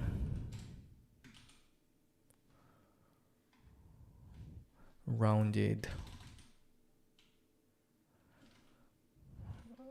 MD, and the text inside the button is going to have text white and font bold and text LG for large. Okay, that looks good. And another thing on the parent container, in order for the free label to be on the same horizontal line, let's do a line items center. Yes, now we're on the same line. Okay, that looks good. That looks good. XL, 2XL. Yeah, 2XL. Maybe XL. Good. Okay, so now we have this footer that we can use to press and join an event that we are interested in. Let me go ahead and do a git add git commit -m footer. Don't forget to stay hydrated.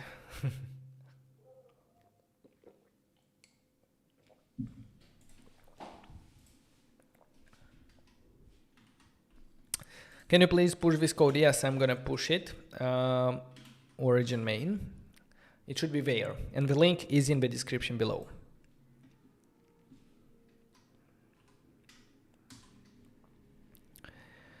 Okay, then after the button, we have this confirmation page. It's a confirmation page.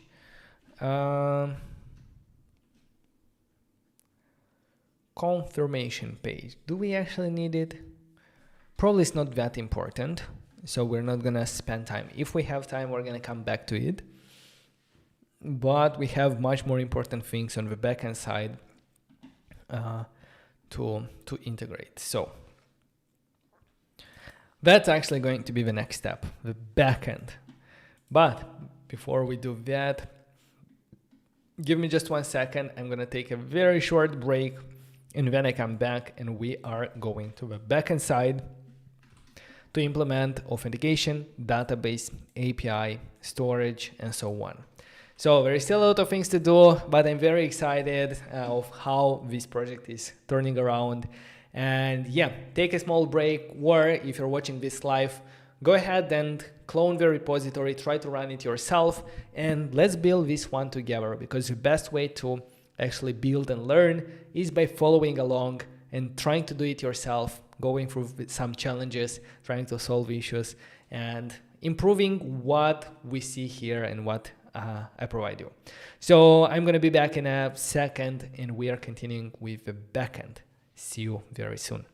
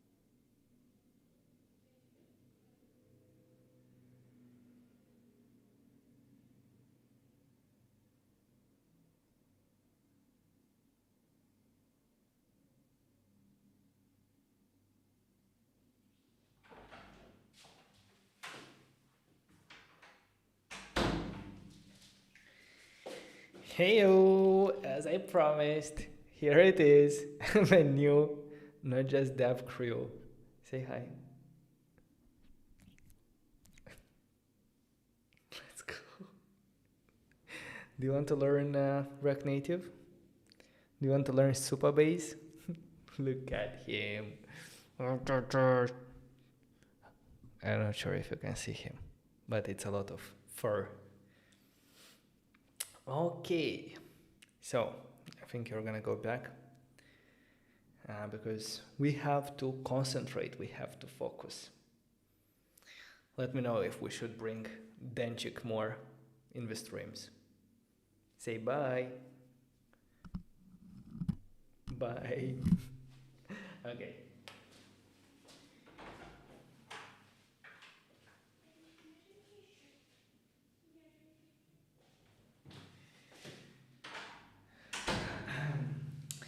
Okay. So, hey Nati, thank you very much.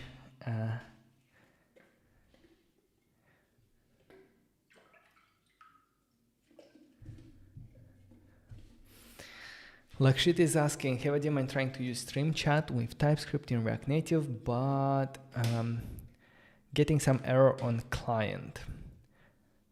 I also commented in the comment box of a Stream Chat live stream.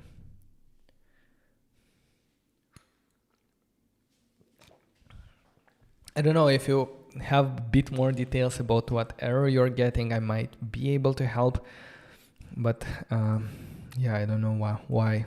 I mean, I don't know what's the problem.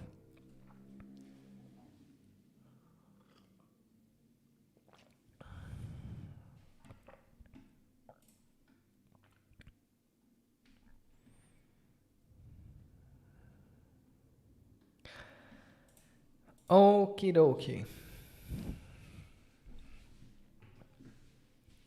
So here we are. Here we have a couple of important pages in our events application, the list of events and the details page with the possibility to press a button that now doesn't do anything, but in a moment we're going to implement all of this stuff. The next step is going to be to implement the backend, backend functionality. For that, we will need a couple of things. For example, we need authentication to allow users to create an account, to add their details, to manage the events that they want to go to. So authentication, we need to protect different screens and to manage users' account. Then we need to store the information about the events, information about users, and information about their relationship in a database. And to easier query the data from the database, we need an API. An API to get the data, get the exact data that we need in the application. For example, in the database, we might have millions of events all over the world, but it's going to be the API that is going to filter and make sure that we only get the events that are, for example, closer to us. For all of that, we're going to use Supabase, which is an open source Firebase alternative. We used it in a lot of videos, and what I like is that it's based on Postgres. This makes it super powerful. So there is a guide that I always refer to, and it's coming from Supabase itself. It's called Build a User Management Application with Expo and React Native. This guide is great for setting up the basic structure for the Supabase project and its integration in React Native. So go ahead and open it up, and we're gonna slowly go step by step over it. We're gonna adjust some things. Maybe we're not gonna do everything exactly as in this guide, but anyway, we're gonna use it as a guide to help us move along. And the first step is going to be to set up Supabase by creating a new project. So in the guide, if I'm gonna scroll down a bit, the first step is create a new project. Let's press on this link. This will open Supabase dashboard. And if you don't have an account yet, you can easily create one with GitHub. And then we can go ahead and do new project. I'm gonna choose this name, this organization. And the project name is going to be Meetup. For me personally, that's going to be that's gonna cost me $10 a month. But for you, if that's your first project, I think Supabase pricing The first project should be free, but I have already a lot of projects.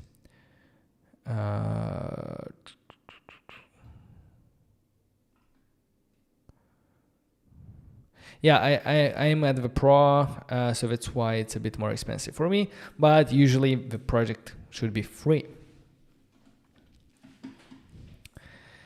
Let's go ahead and give it a database password. I'm gonna give this one. If we need it, we're gonna change it later, or you can copy and save it because it's important, and choose a region closer to you, or better, closer to your users. Let's go ahead and press create new project. And that's everything we need to set up a new project. By doing this, Supabase will automatically create a database for us, a Postgres database. Automatically, that will allow us to do a lot of things like integrating database API, authentication, storage, and so on. So let's wait a minute or a couple of seconds until Supabase sets up our project.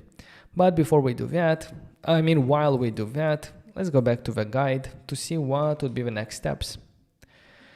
The next steps is going to be to set up that database schema. The database schema,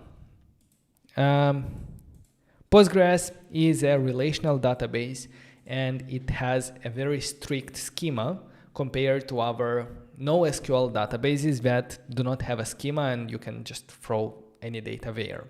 With Postgres, we need to define like how is our data going to look like, what tables we're going to have, what columns or what fields our entities are going to have, what are the relationships between them, and so on.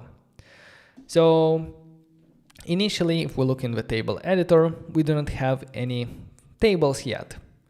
But if we're going to go into the SQL editor, here, there are some templates, or actually quick starts. Let's go into the quick starts and let's find the user management starter. This is a SQL code that will set up a couple of things for us. I'm going to first run it by pressing this run button, and we see success, no rows returned. If that's what we see, everything is good. So what we just did is we created a table called profiles with these properties. It has an ID, it has full name, avatar, website, and so on. This is going to be details about user profiles. Then it also has what? Added the right policy to allow users to create their profiles, security, and so on. Then it has a function and database functions that automatically inserts a new profile every time we create authentication user, every time we sign up.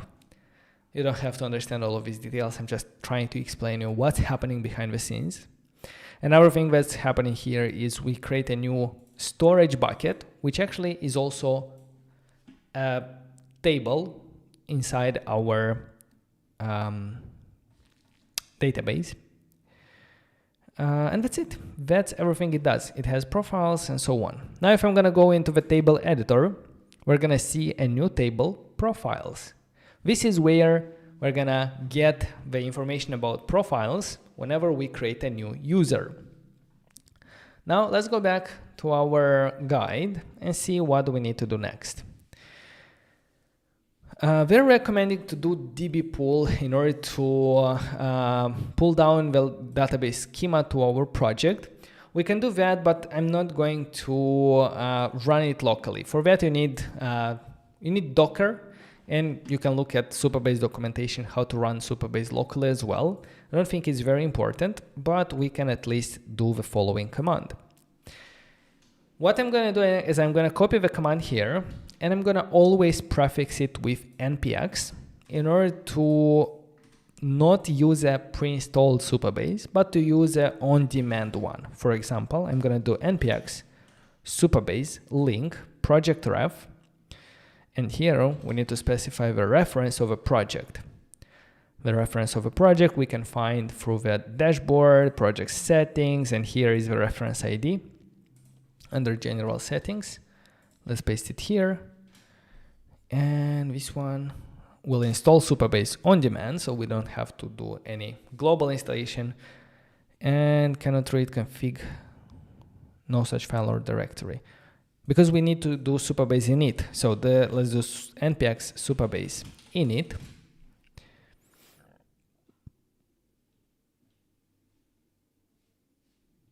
Oh, I have a typo. npx Supabase init. Let's press yes here to generate some settings. Now we can scroll up until we get this Supabase link project ref, and this will link with our remote project. Here we need to enter our database password that we set previously.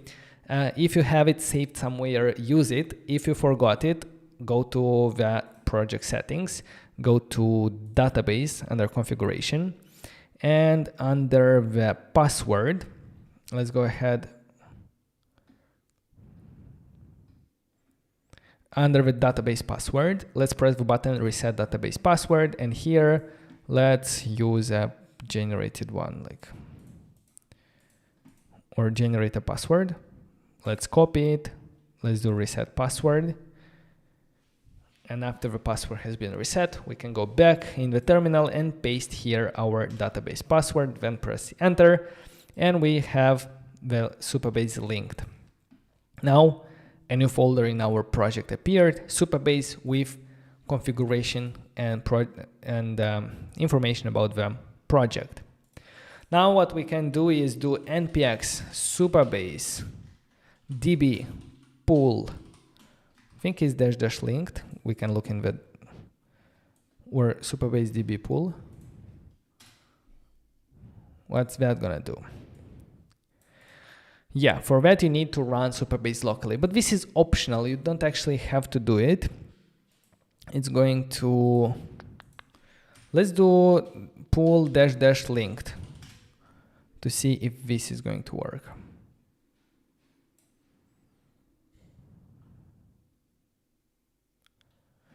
I'm gonna try to remove this migration first and try this command again. db pool linked. Yeah, again, it needs the local setup. I have it. I will have to just open Docker. Here we have it. Until it opens, I'm gonna try to show you how to set up local. So here is where read the local development documentation for detailed instructions. Again, this is optional. You don't need to set it up locally, but sometimes it's nice to debug some of the things locally before you push to remote. So local development. I'm gonna go into the getting started, and here is where it shows how to install CLI, how to run Supabase locally. This is the important path. You need Docker desktop available for macOS and Windows, and then you can run basically your setup locally. I have this Docker desktop. I will probably remove my other projects that are running, or I'm gonna try.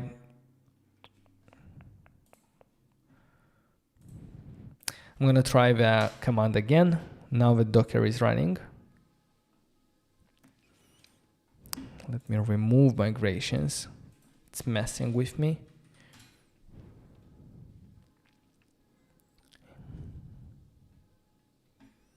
Yeah, as you can see, it's updating the Docker images.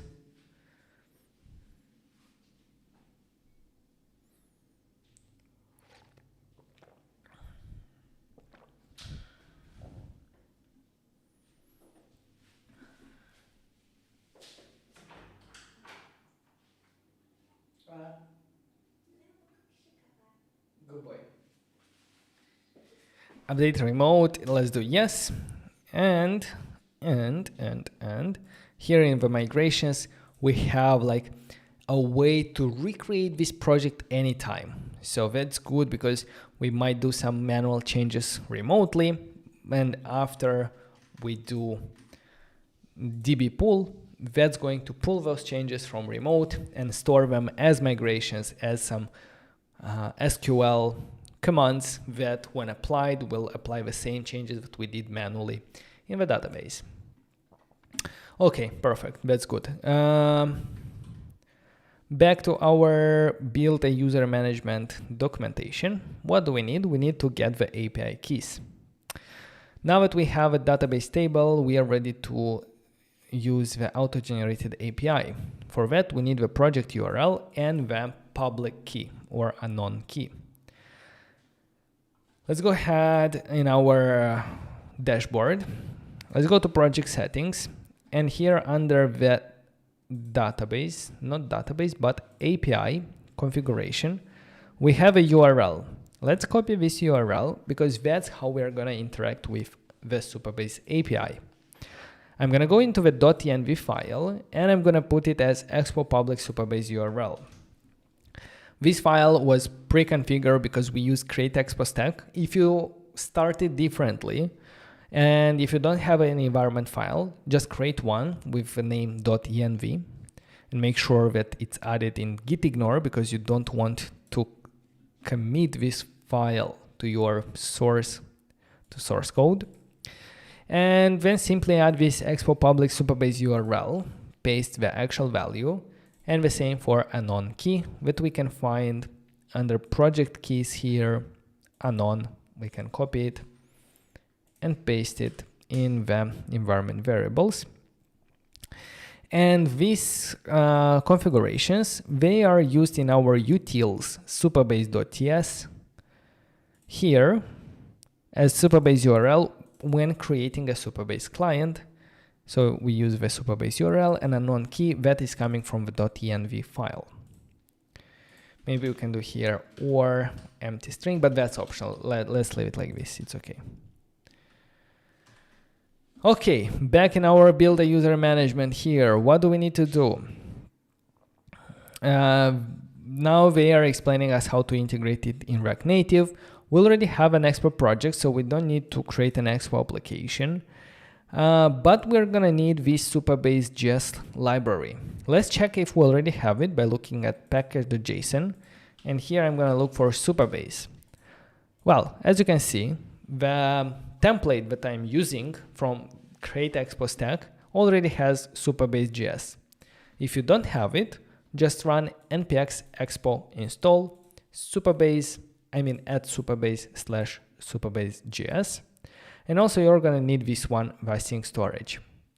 These are the two libraries that we need, and we do not need this React Native UI themed because I don't want an extra library for a couple of inputs. We can style them ourselves. So now that we have a Supabase.js, we can do this thing. We can initialize. What's wrong here?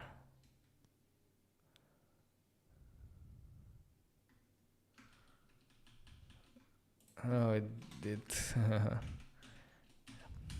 It's okay. In this documentation, they explain us how to do the same creating the client, but we have already it here. It's the same. You can do it either with Async storage or with Secure Store, but for Secure Store, you need a bit of extra steps. And that's it. Now we have access to Supabase and we can interact it from our application. The first step where we're going to interact with Supabase is through our authentication. We're going to use the Supabase authentication to call, for example, sign in or sign up. Supabase of sign up. Let's go ahead and create this one, not as a component, but in our case, it's going to be as a screen. So I'm going to close most of the things that we already have here. And I'm going to go into application because that's where our screens are located. And I'm going to create here a new folder called auth. When we have round parentheses, that means that this is a directory, but we don't want this name to appear in the URL. So it's not going to be /auth or something, but it's going to be directly /login.tsx or /login. From the login screen, what I'm going to do is I'm going to just copy paste everything that we see here in the auth.tsx from the guide. And we are just only going to adjust some of the stuff. The thing that I want to adjust, starting from top to bottom. First of all, they are importing button and input from an external UI library. The input, we're going to use instead a text input from React Native. And the button, we're going to use a button from React Native. Let's remove now the import from React Native UI. That's good. Supabase should be imported from home, then not live, but utils. So if we look at home, utils, we have a Supabase file. Perfect. Now let's move along and try to find where we have red warnings. For example, here for the input. We know that now we're not working with the input, but with a text input from React Native. So text input from React Native. The text input does not have a label, so I'm going to remove it, and it does not have a left icon. So it's going to be just the value, the placeholder, and the onChange text that updates a state. Same thing for the password. Instead of input, we're going to use text input. We don't have a label, we don't have a left icon, and everything else will remain the same. And I'm not going to now fix a lot of stuff here because I first want to navigate to this off screen. How do we do that? How do we do that? Maybe in the layout.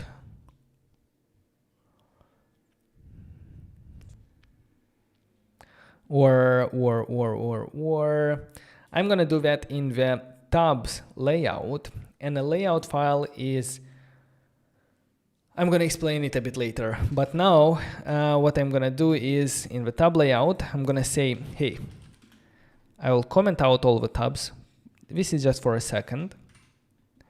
And I'm going to return a component called redirect from Expo Router. And I will redirect to href to the off screen. And the URL is called /login. /login. Now if I reload, it's going to try to load the tabs layout, but instead it's going to do a redirect and move us to the login screen. So that's where we see our screen here with two fields that we can type and two buttons that we can press. Before I press any button,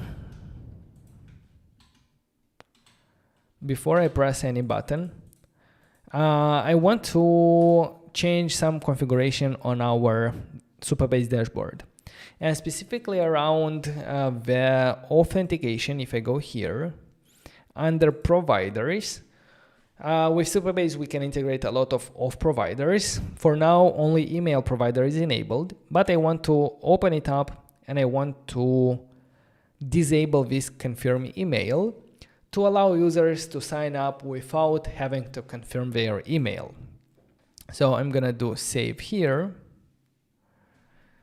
And now if I go back here and say, I don't know, test@abc.com and the password, some random password. And if I press sign up, what we should see, actually nothing. But if I go back into our authentication under authentication users and do a reload, we should see that we have one new user with a test email. That's the sign up function, and that's our Supabase authentication. If I'm gonna do a different email and press sign in, it's gonna say invalid login credentials. If it's gonna actually work, It's gonna say everything good, go ahead. So far we're managing with sign in and sign up, or creating an account and logging in.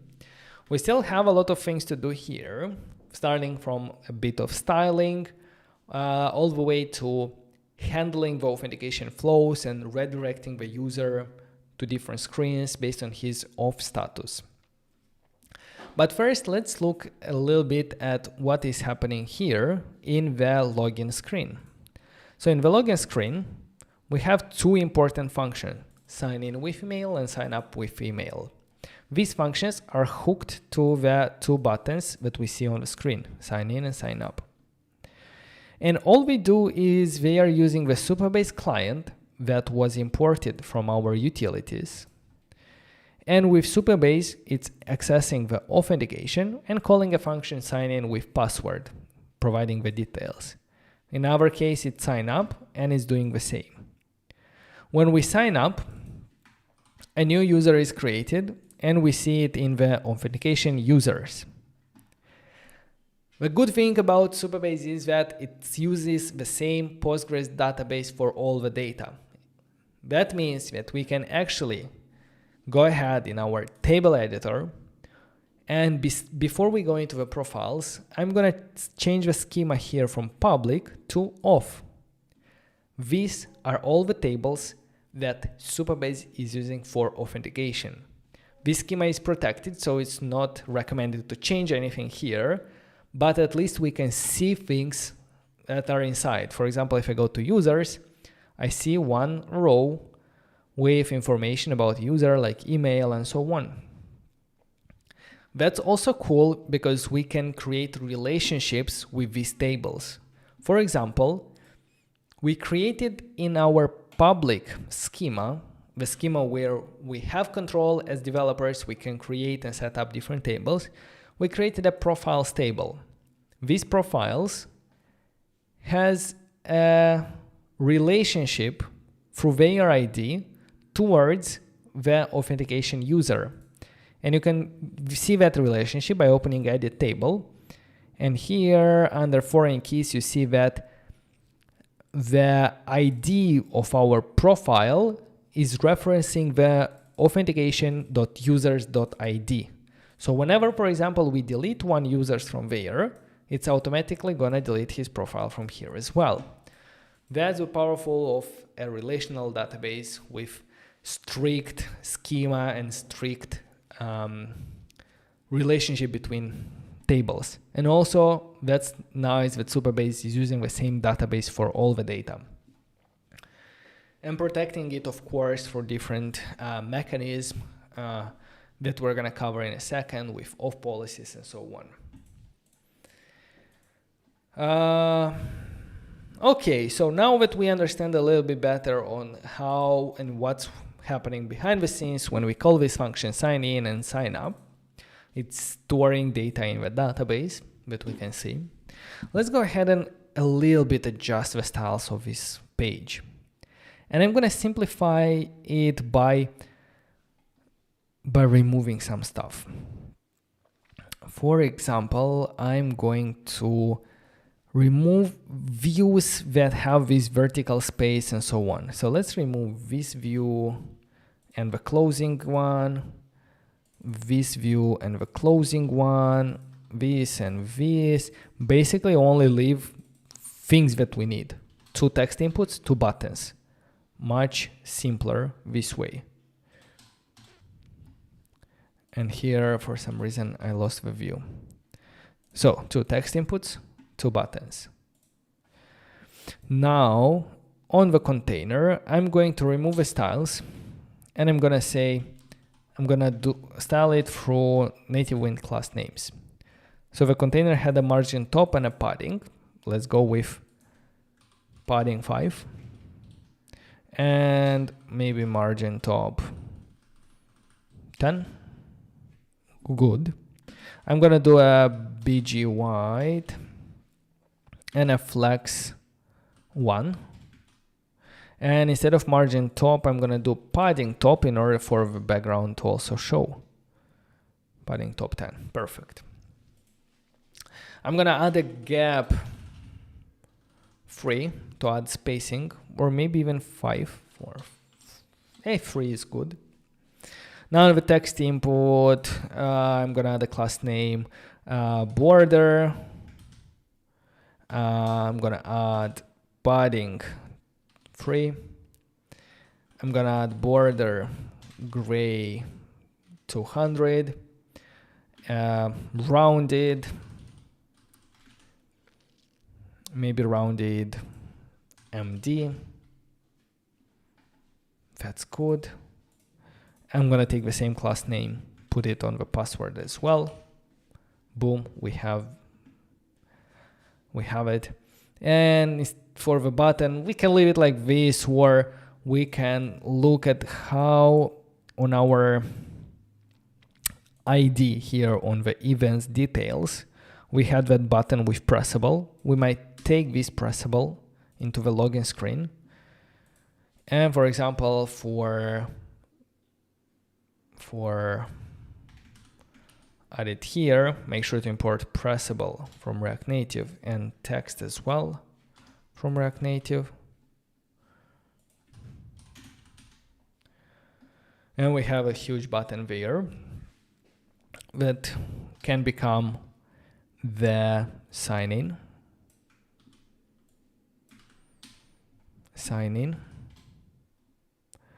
We need to add this on press. I'll copy it from the sign in to the pressable at the top. And disable loading also can be here on the pressable. And we can do the same thing again, but this time for our sign up. So sign up will go here. Disable loading is okay. On press can be sign up with email.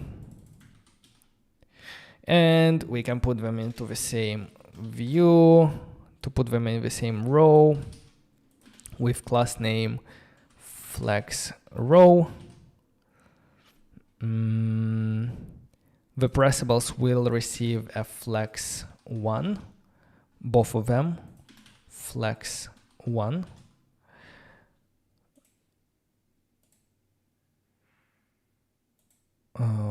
Why one is bigger than the other one? I don't know. But I know that they need a gap. It's super weird.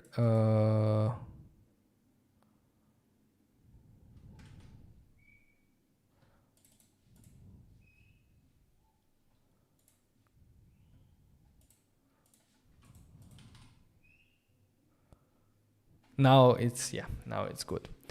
And you can even do items center. Items center. And I'm not a big fan of how it turned out, to be honest. Maybe reducing the padding is too much. Sign in, sign up. It's good. It's good. I'm gonna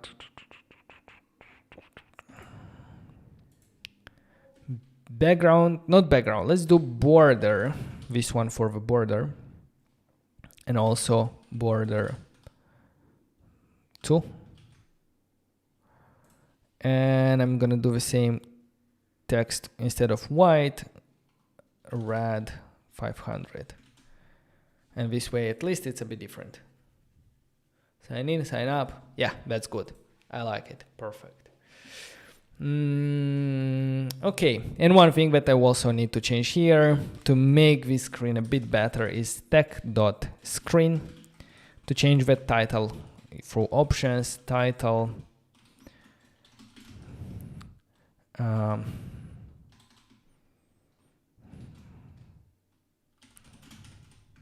I don't know. Sign in. Okay, perfect. So at least we have something. That's good. It still works. We can add details.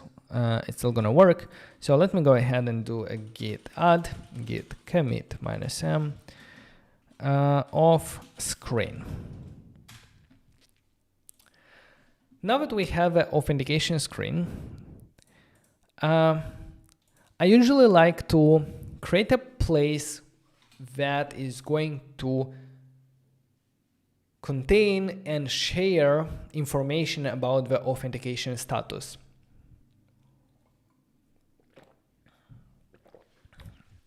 Authentication statuses are something that are needed in a lot of parts of our application to decide if a user is authenticated or not, to know like details about the user itself. So instead of doing this over and over again, like in a lot of places, I like to create a React context and wrap it around our whole application, so any component in our application can have instant access to the state about authentication, about the user, and so on. For that, what I like to do is I like to create, first we need to create a new folder that will contain our contexts. And let's create here the auth provider.tsx. When creating a React context, the first thing that we need to do is to actually create the auth context equal to create context, which is a function imported from React. Now we have a context, and this auth context will have two properties. It will have a provider that helps us provide values and a consumer that helps us consume those values. The provider should be rendered somewhere in our components of tree, in our tree of components. For that reason, let's export a default of provider component here that will render this of context.provider. And I forgot the function keyword. So the of provider is rendering of context.provider, and it needs a value. That's where we're gonna provide the actual value of our of context. And everything that is going to be rendered here will have access to this data, to these values.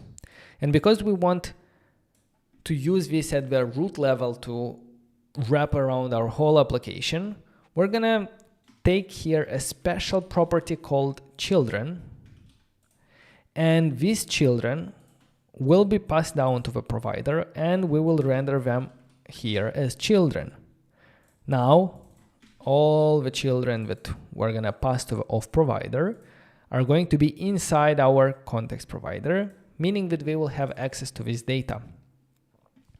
Where do we use this auth provider? We use that, as I said, at the root level, somewhere at the top, so that the whole application has access to the authentication information. This place is our application underscore layout, which is also called the root layout.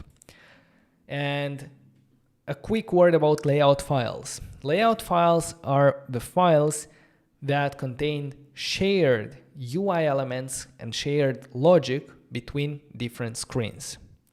For example, the tabs layout is the file that has the shared UI components, like the tab bar navigation, for all the screens inside this folder.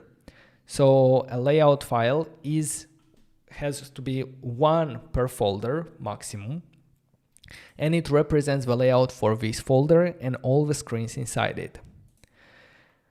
The one that is in our app directory, this is basically the entry point in our application, or the layout that wraps around everything. That's usually where we put global context providers, such as the auth provider that we just created. So let's import it, and let's simply render it and wrap it around our stack. Now when we render this auth provider, everything that we put inside, that's going to become the children property of the auth provider. And if we look at what the auth provider is doing with the children, it is wrapping it around our auth context provider, meaning that now everything there will have access to these values. So what values do we need to have access to? Well, let's look into the guide. And if I scroll down in this guide a bit, I'm going to skip account page for a second. And I'm going to go to this launch under app.tsx. We're not doing it through a context. We're using it directly at the app level. But with a context, it's much more scalable because it's in a separate place. It doesn't mess up with anything else. But what we are doing here is actually something very good. So I'm going to copy these lines, the use effect and the use state. I'm going to move it here in the auth provider. I'm going to import use state from React. I'm going to also import use effect from React.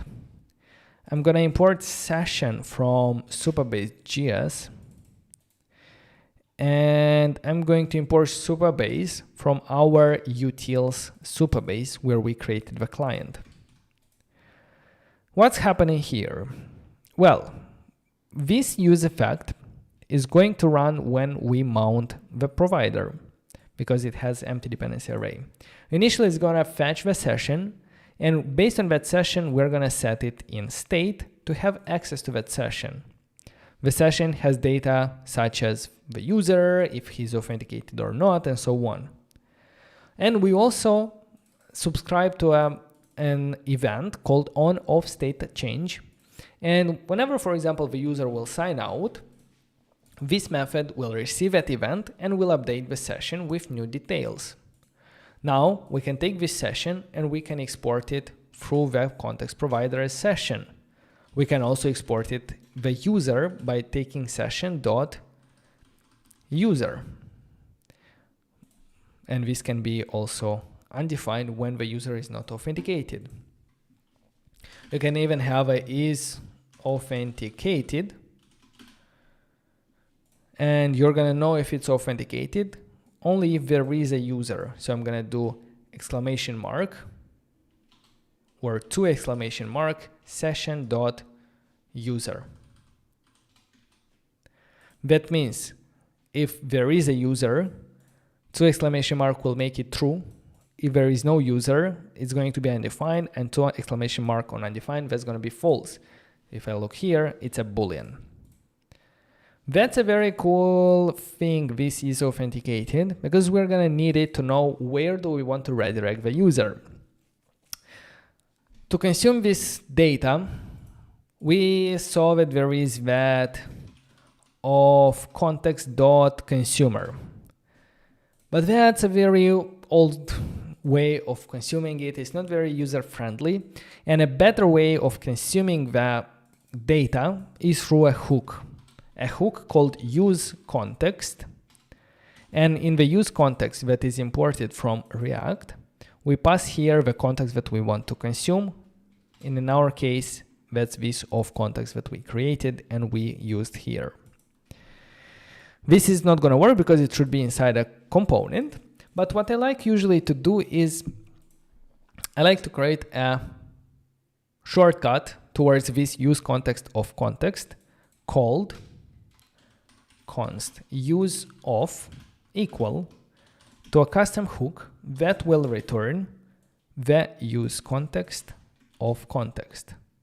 Now I don't have to import 2 things every time I need authentication data. I need to import just this use of that I also have to make sure that I'm exporting from here. Where would I need this use of? Well, first of all, I would need it in the tabs layout. Here, let's do const something equal use of. This use of we imported from the auth provider and is the custom hook that we just created. From here, we can take is authenticated and we can do a console.warn is authenticated. And at the bottom, if we reload, we should see false. False because I think it was not loaded yet, whether it's authenticated or not. So in the auth provider, let's see something. I usually like to have here a is ready state, set is ready. Use state, that's gonna be false initially, and we're gonna set is ready to true when we get the initial data. Because before we get the initial data, we don't know whether the user is authenticated or not. So I'm gonna do here, if is not ready, let's return an activity indicator, basically a loading state. Like, don't do anything, don't try to redirect him anywhere before we know like whether he's redirected, whether he's authenticated or not. Now if I reload the page, it's gonna wait. Once it knows the data about the session, it's gonna go here, render a children with data that we need here, and in the tabs layout, when we consume the is authenticated, it's already true. That means, what do we need it here in the layout? With this is authenticated variable, we can protect the whole tabs folder from unauthenticated users. And what do I mean by that? We can check if the user is not authenticated, then simply redirect him back to the login. Otherwise, render the tabs as you were doing before. I'm gonna uncomment them here. So that's where we need this is authenticated to create protected routes. Now if I reload, boom, we see that we are not redirected to the login page. If, however, I will go into the tabs, in the tab 2, for example, in the tab 2 here, and I'm gonna add a button here from React Native with the title sign out.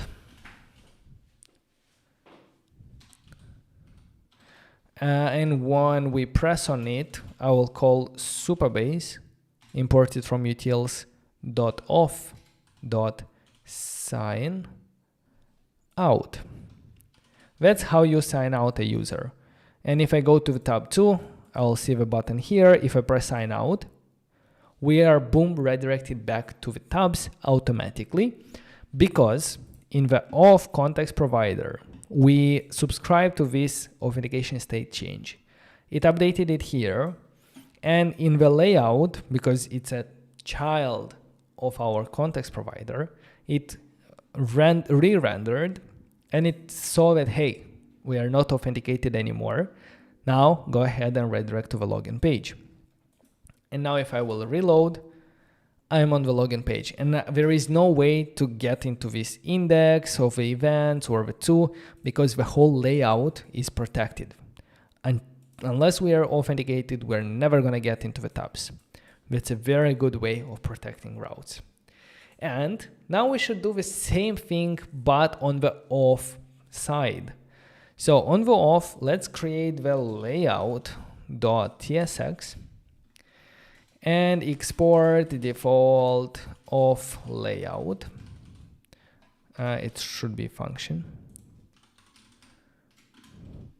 And it should return something. For example, if I return null, it's not going to render anything here, because the auth layout is rendered first, and it needs to say like, how do we want to render the child? And when I said null, I basically stopped everything. I can render them as a stack, imported from Expo Router, like this.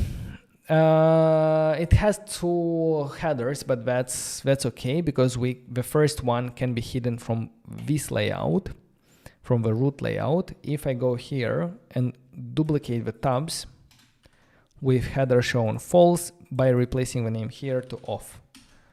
Now the first tab is gone from header shown false. Back into the auth layout, we are rendering the stack, but we want to prevent authenticated users from seeing this page.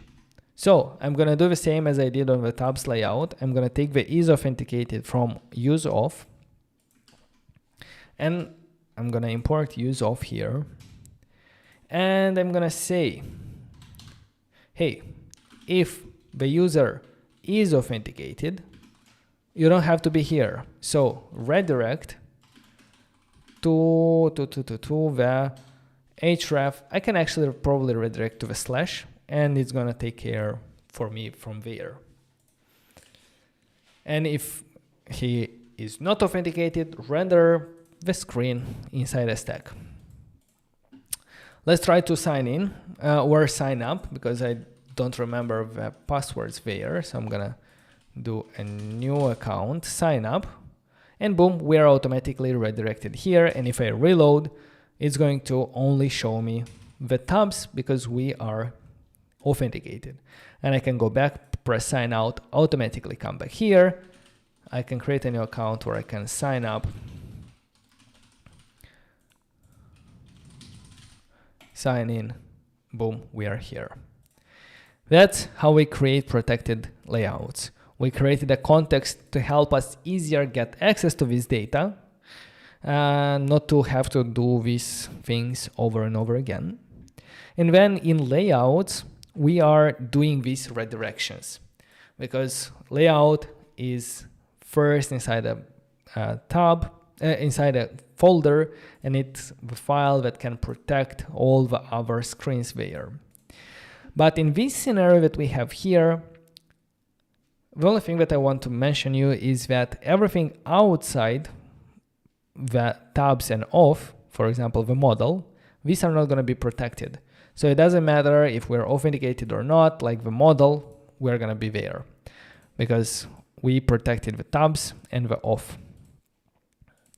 If you want also the model to be protected, you can create another intermediate folder, put there the model and the tabs and the ID, for example. This is another thing that so far is not protected yet. And yeah, that also depends on how you want to structure things. If you still want some files to be visible to guests, for example, the details of an event, maybe, you can leave them outside the authenticated or protected folder. Okay, so that was a bit, but that's a proper authentication system that you can safely use in your applications, in your projects, and later when you build some applications, you can refer back to this source code and do the same structure as here. I didn't want to take shortcuts, so that's why we have it. Git commit auth flow. And authentication flow is not that simple, not that straightforward. There are a lot of different resources out there. So here we have it. Oh, perfect. Oh my God. Oh boy. Okay, so if we go back into our guide, where is our guide? Let's see. We have created the Supabase project. We have set up the database schema. We installed the Supabase.js. We set up our keys. We created the auth screens, set up the context, created the authentication flow, and that's it for the authentication. Now I want to also allow users to edit their profile details, such as the name, maybe add an avatar, which is actually very optional. But I can show you how we can do that. And only after we handle the profile, we're going to be able to get into the events to create that database, table, populate it, and so on. Before we do that, give me just 1 second. I'm going to take a very short break. You can do that as well. Go grab a coffee, drink some water, and then come back. And we continue with the next steps. Perfect.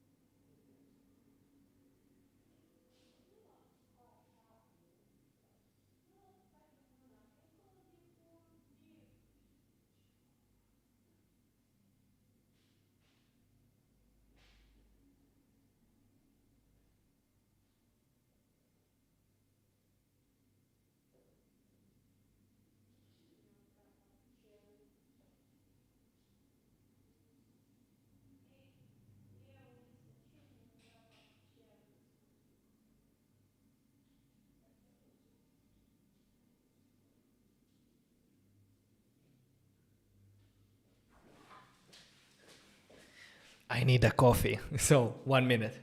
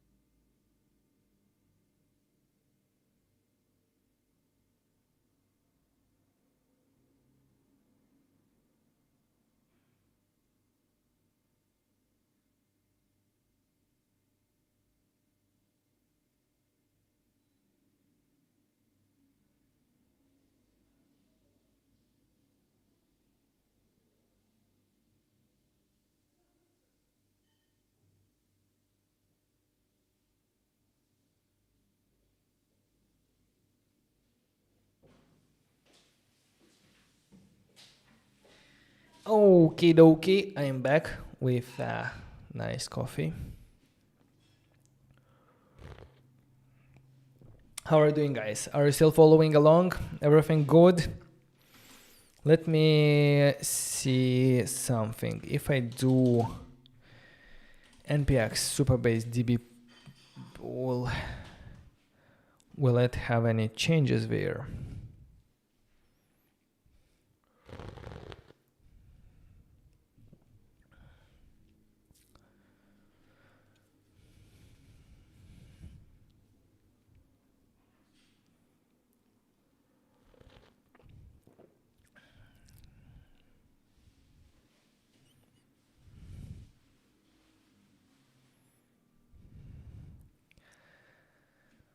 Come on.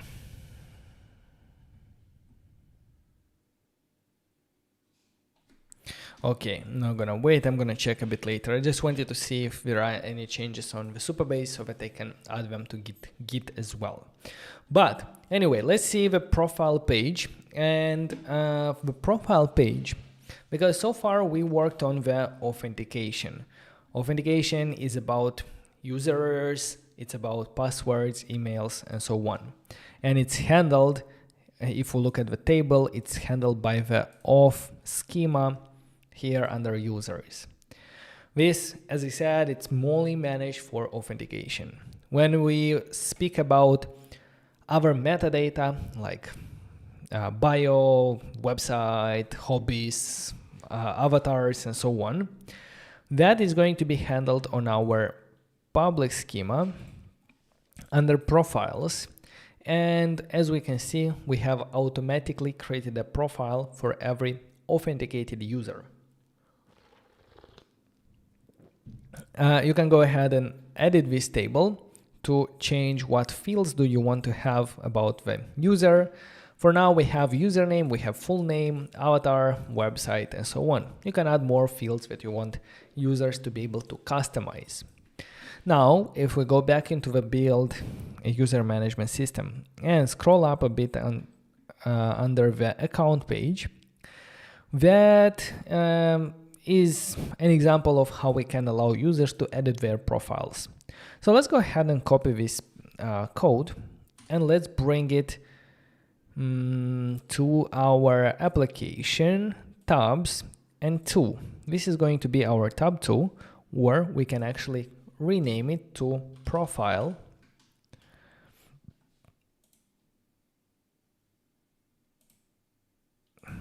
Profile. Let's have here at the stack screen title profile.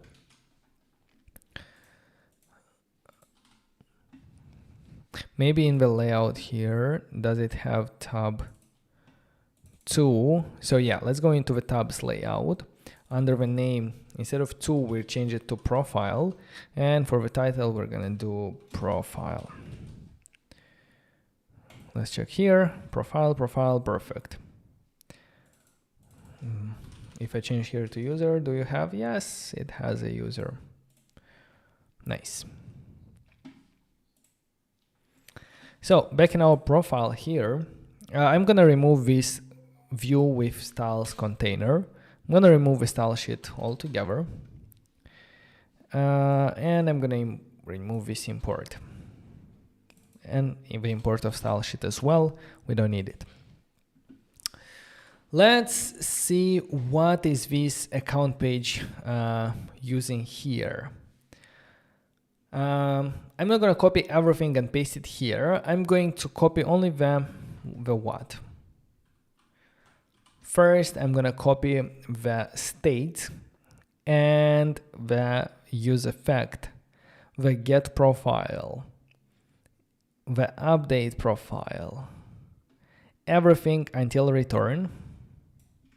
Let's copy it and paste it inside our profile screen. I will rename the function profile as well. Let's put it here. This needs a couple of things. For example, it needs the use state. So I'm going to import it from React. It needs a use effect as well. Import it from React. It needs a session. Where do we take the session from? Well, remember we created for that reason the auth provider that is exporting the session. So from profile, let's go ahead and say const session equal use of, and the use of is imported from of provider. Now, whenever the session updates, we are fetching the profile data, and the profile data here, it's going to be taken using the Supabase profile table. It specifically selects the username, websites, and avatar for the user that has the ID equal to the ID of our authenticated user. Then it takes this data and sets it in state.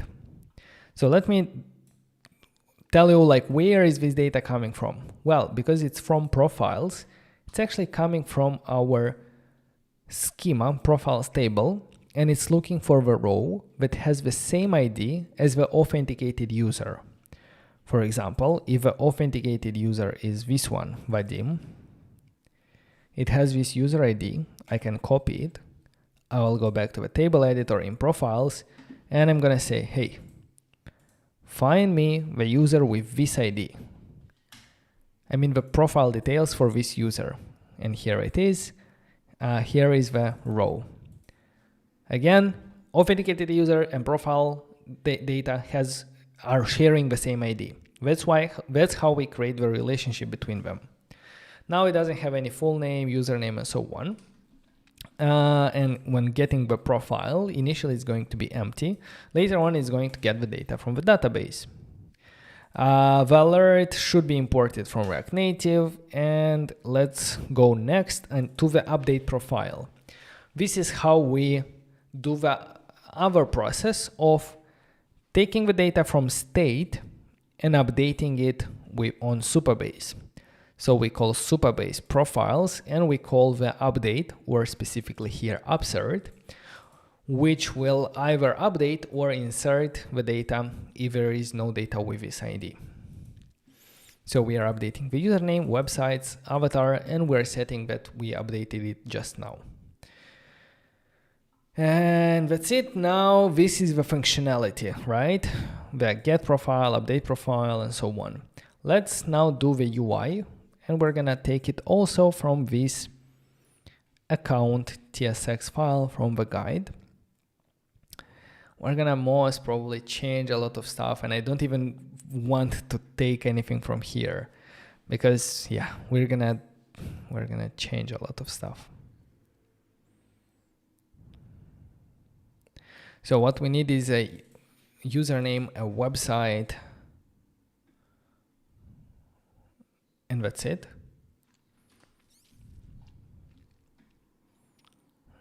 Username, website, and avatar URL, username. So I'm going to look at our authentication login. Here is a text input. Let's take the whole text input to our profile and render it here. Let's import text input from React Native. On change text, let's start with what? As I said, we have username, right? Let's start with username. The value is going to be the value of a username. And on change text, we're going to call set username with a new text that the user is writing. Now I'm going to go ahead and open Expo, go back. Open the Meetup project. Go to the profile page, and we have a username field here that I can write something. To the root view, I'm gonna give it a view with a class name padding 5 and background white, and flex 1 to make sure that the background expands the whole page. Perfect. I'm gonna take this text input and I'm gonna duplicate it so that we also have the placeholder for website, set website, and here value website. Boom, we have website. Perfect. Then we're gonna have what?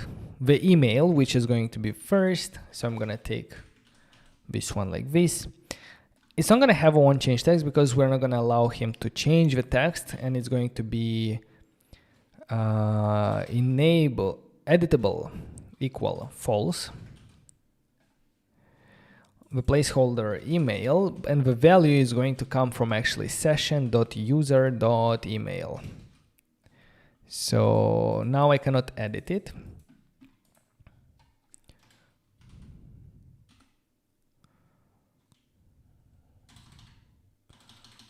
Yeah, that's good. Maybe the text gray to show that it's not editable. Does it change in? Yeah, it changes.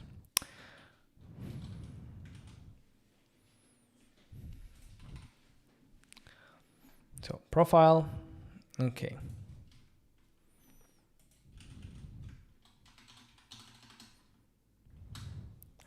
I'm gonna add a gap here, gap 3, so that we have some spacings. And after all of these text inputs, I'm going to have a button similar to the one from the login page, a pressable in the profile. Let's call it like this. Make sure to import the text component from React Native as well. And when we press on this button, we want to call the function update profile. Update profile, and it expects some data, right? Let's check update profile. It's sending this data.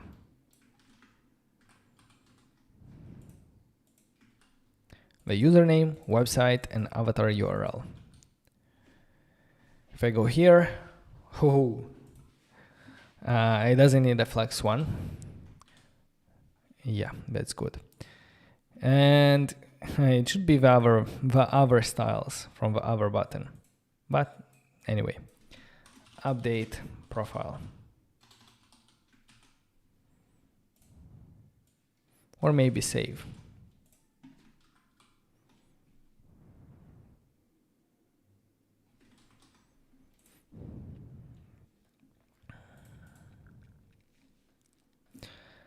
Now, if I say that my username is going to be Vadim and press save, I don't know, let's check in the database if something happened. Under the profile, if I'm gonna reload, I'll see that my username is Vadim. Perfect. That's exactly what I wanted. And now if I will reload and then go to profile, it's gonna initially load my initial name, Vadim, and I can change it to something else, and it's going to be updated here in the table. Besides username or besides the website, I think it's better to update the full name because that's what people want to see there. So I will maybe leave a website as it is, but I will duplicate it to have the full name as well. Full name, set full name. And I'm going to show you how you can add extra properties to be changed here. We need an input for that. So I'm going to go here. After email, I'm going to take the username and I'm going to duplicate it above. I'm going to set that this one is going to be responsible for the full name, set full name. The value is going to be full name, the placeholder full name, everything else like this. And when we call update profile, I'm also going to send there the full underscore name is going to be equal to full name. Now in the update profile, I'm going to receive the full underscore name. I'm going to take this one and I'm going to send it to the update as full name. Now it's going to update it there. So when I change here full name Vadim Savin and press save, I expect it to be updated here in the full name. Yes. But at the same time, if I will reload now and go to my profile, it's going to be missing here because when we get the profile, we also need to say that, hey, also select the full name, full_name, and set it in state. Set full name with data dot full name. Now it's here, and I can change it to Vadim 7123. I will reload, and if I go back, it's updated, and I can do that. I can do that, save, and everything works. Perfect.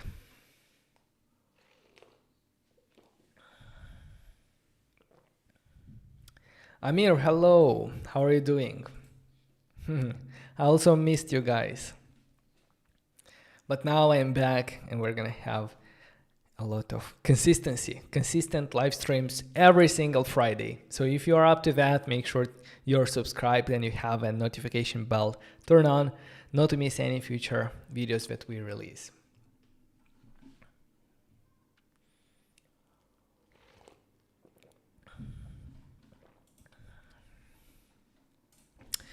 All right, guys. So here was our updating the profile details. I'm gonna go ahead and do a git add, git commit -m, update profile data. Update profile data. Let's go. And if I look here, there is one more thing in the profile page, which I marked as optional. It's about avatars. I'm not gonna cover that right now, but if we have time till the end, which I really doubt, we're gonna do that. But if you are good enough at following documentations, in this guide of build a user management guide from Supabase, if you scroll down, there is here bonus profile photos. So every Supabase is already pre-configured with storage. The only thing that we need is a possibility to select an image from camera roll. For that, we're going to use Expo image picker. And then we are going to select the image, pick the image with image picker, get it as, get the image, then based on that URI, fetch it to an array buffer. This part might be wrong. And if you're interested in actually how to work with it, then the best way to see all of the details tutorial of React Native and Supabase storage, especially around images, is going to be on our channel, our last video. Wait a second. Come on, stop it.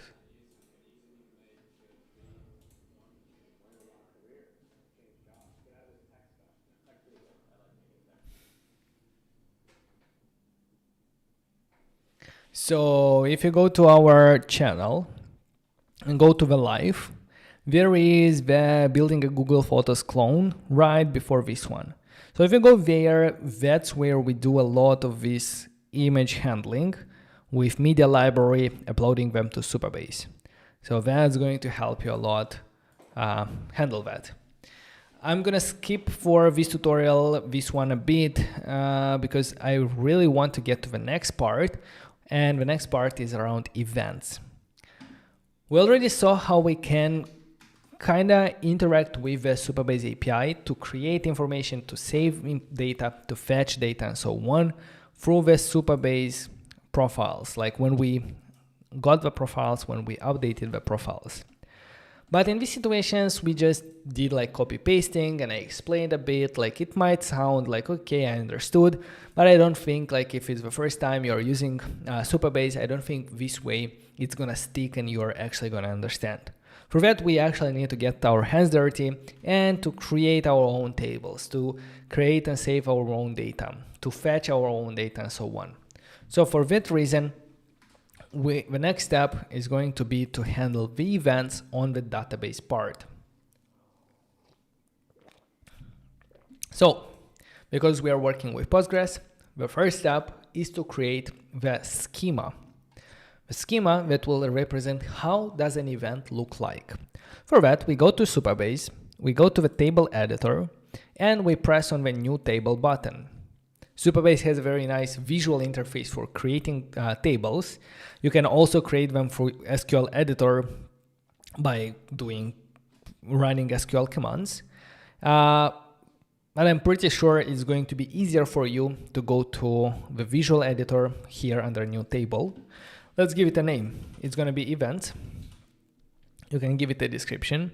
Leave this row level security. I'm going to explain a bit later about it. And under the columns, we have two columns by default. The ID and the created at, which represents when it was created with a default value of the timestamp when actually we insert the item. Let's add a new column, and we're gonna see, based on the dummy data, assets, events, what information we need. So we have an ID, perfect. We need a title of type string. Let's go ahead and add that here with the name title. The type is going to be text, and here we need to specify, can it be null? I don't think an event can have a missing title, so I think it's important, and I'm gonna deselect is nullable from here. I'm gonna go next. The next column is going to be description. Let's call here description. Let's do text, and this one I will leave it as nullable because we might have events without a description. Then we have date time. Like when it's happening. Let's call it date, or maybe date time. Date is okay. And it's going to be also a timestamp Z, which is a date and time, and it also includes the time zone. I think it's important to know the time zone, right?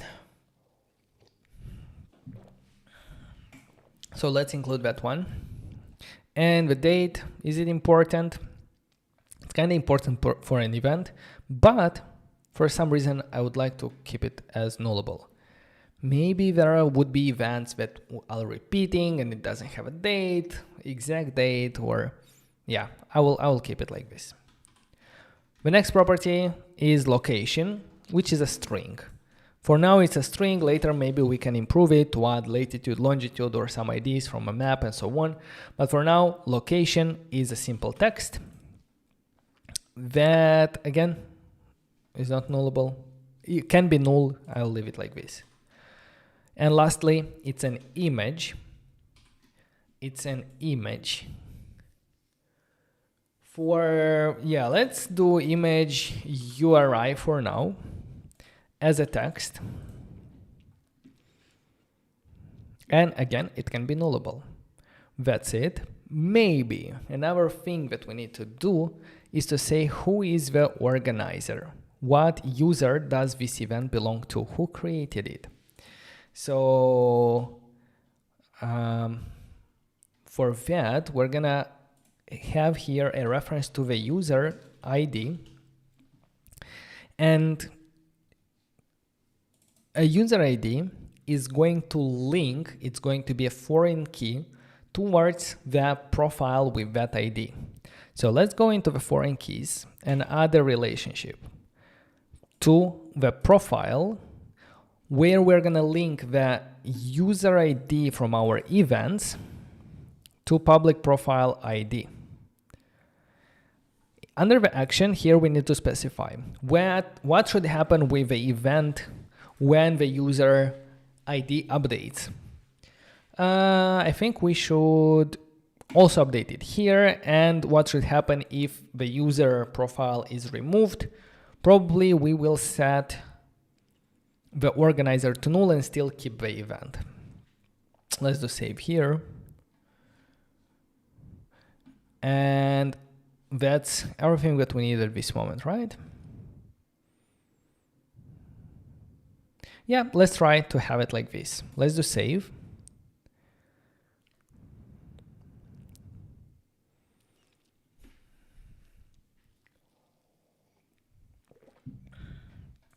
And this table is empty. This table is empty, and we need to insert some data. We can insert it manually here through insert a row and providing the data here, or we can insert it through SQL editor by running SQL queries like insert something into and so on. I think I'm going to open ChatGPT.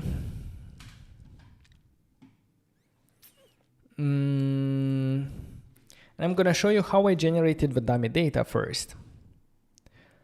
To generate the dummy data, come on, why you're not switching? Here.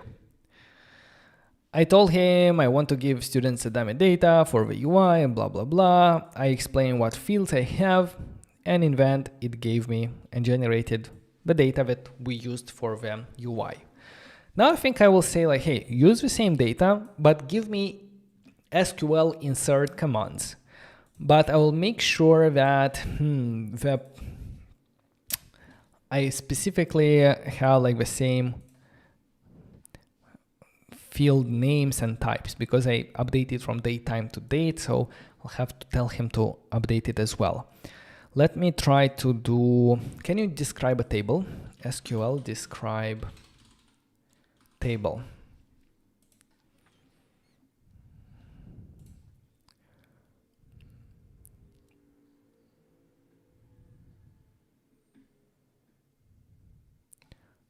Describe. If I run describe in here, describe event, run.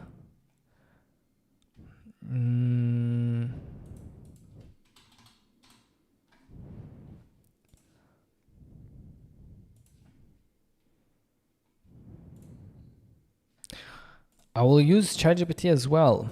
I want you to help me insert this data into the database, but I changed some names on the database layer. What's the SQL command to get the details of my table, to give it to you so you can know what fields and types you have to work with. To get the details of a table, you can use the following SQL command: describe your table name. Or if you're using Postgres, which is often the case with Supabase, you can use select data type from information schema column where table name is this one. So I'm going to take this one. I'm going to go to Supabase. I'm going to check like this, where table name is events. If I do run, okay, where it is. And what I'm going to do with it is export, copy as JSON. Back to ChatGPT, I'm going to say, here is the table schema. Now, for the above events, generate Postgres insert queries. Output just the queries, just the list of queries. Let's see. Here is the progress, your table name. Yeah, I forgot the table name. Let's stop it. The table name is events.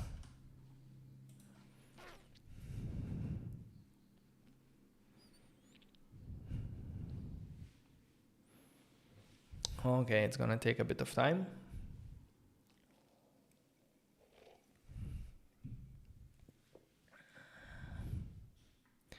But at least it's helpful.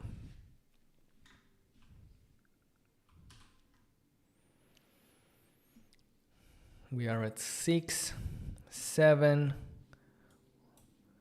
At 10, I'm gonna copy and just have something to work with to make sure that it's actually working. So now 10 is done. Let me copy and go back to Supabase and paste it here in this SQL editor. Let's paste run. Syntax error. Near S. This is the problem.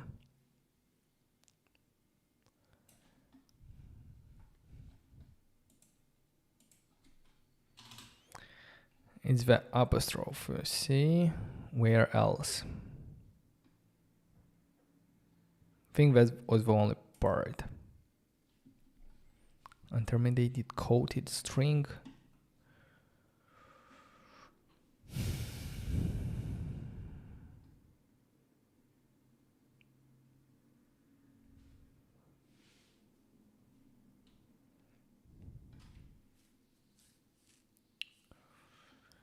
Oh, here should be something. Oh, yeah. The last one was not finished. So now, success, no rows, return, green tick. Now if I go to table editor in the events, we should see ID 1, 2, 3, 4, 5, 6, 7, 9. So now we have 9 events. Either insert them manually or as I did, use ChatGPT.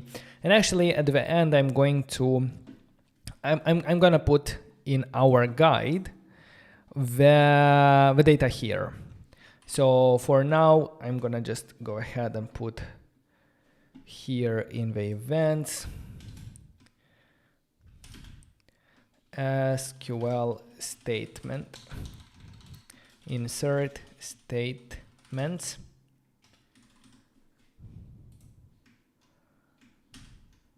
So here are some data. I will remove the last one. And probably this one.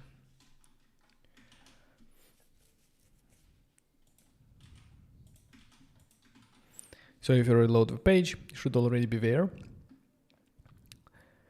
Under events, you're gonna have SQL statements you can open and copy them from here. And now we have some data to work with. What do we need to do with it? Well, we need to fetch events in our application. To do that, we can press on this API docs. That is a little helpful guide on how we can, for example, read rows. To read rows, we are going to call Supabase, then .from. This is how we specify from which table. And then select. This is how we specify what columns do we want to select. Let's copy this one from here. Or let's do copy like this. Let's come in our application tabs index. This is where we have all our events. And we're going to create a function called const fetch events. It's going to be an async function that will do just this. We need to import Supabase from utils, and we're going to do console log events and also console log error to see what and if there are any errors. When do we want to call this fetch events function? We want to call it as soon as the page loads. So that's going to be our use effect with an empty dependency array.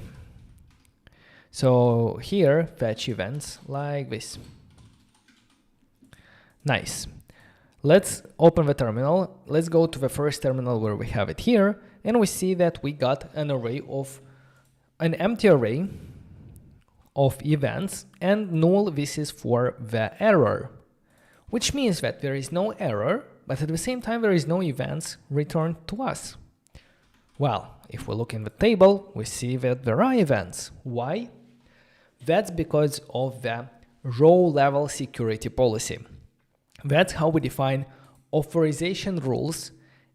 That's how we protect data and specify what users are allowed to access what data and in which way.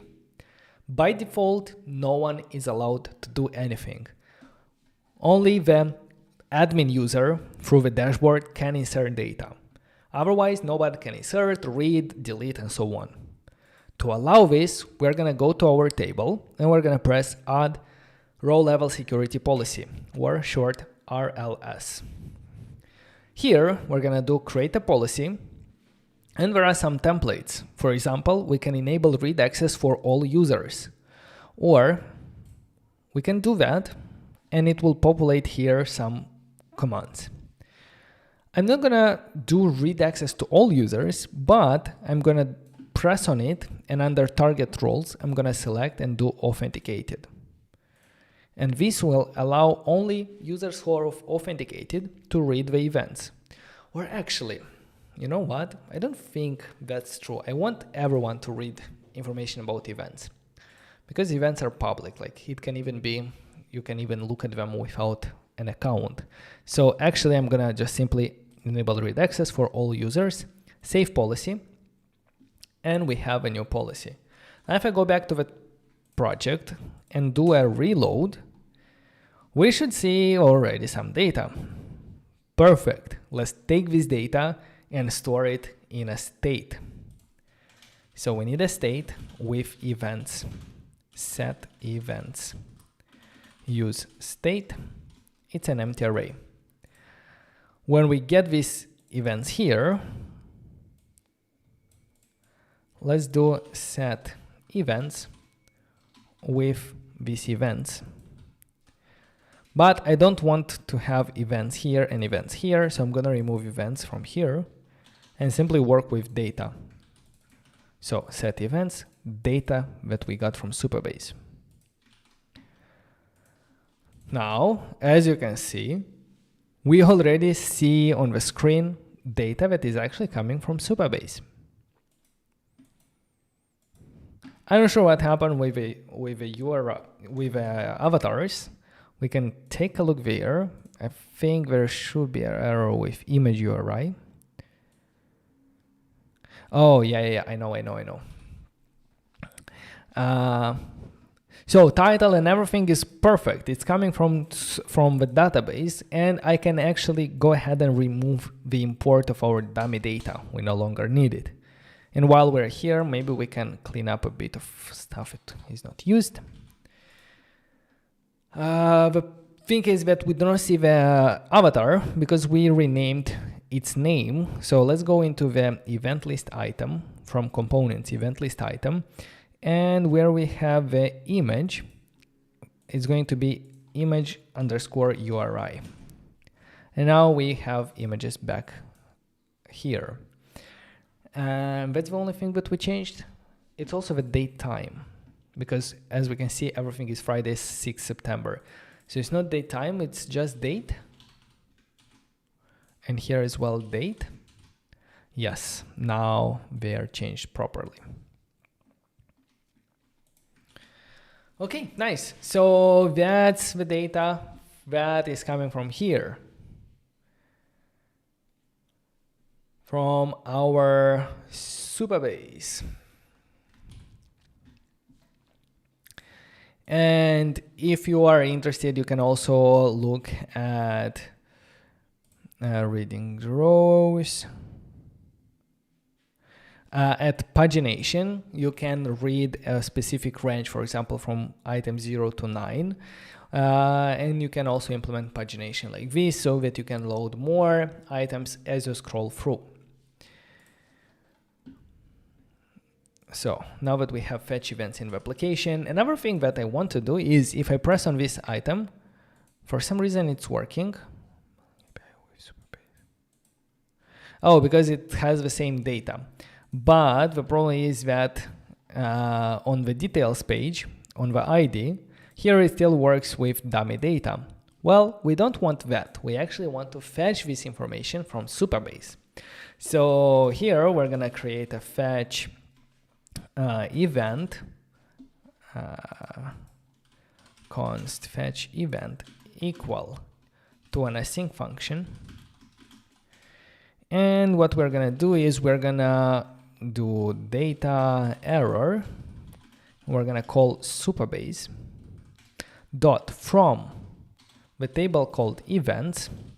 I want to select all the columns where the ID of the event is equal to the ID of the path parameter. And I'm gonna do .single to tell Supabase, hey, give me this first item, don't give me an array of items. Now let me go ahead and do a console log data to make sure that I coded it correctly.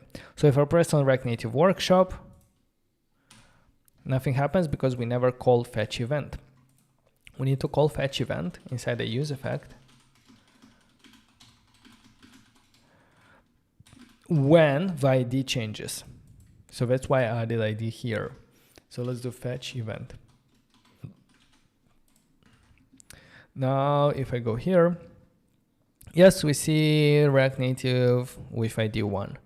Perfect. That means that I can create a state variable, const event, set event, equal use state. Initially, it's going to be null. And after we fetch it from Supabase, we are going to update the state with the data about that event. Now we don't need to look through that event for events. We don't need even the dummy data here because we're going to take it from the Supabase. And the image in Supabase is already image URI. And that's it. I would usually add another state here called loading, set loading, use state, false. I'll set loading to true before we start loading, is true. I'll do all the fetching and only then I'm gonna set loading back to false. Having this one, instead of rendering event not found while we're still fetching, above it I can do if we are loading return or render an activity indicator, or a better way would be a skeleton, you know, like to show some kind of things. But now if I'm gonna go here, intro to Expo, initially it's a very short activity indicator, but right after that we see the details that are coming from Supabase.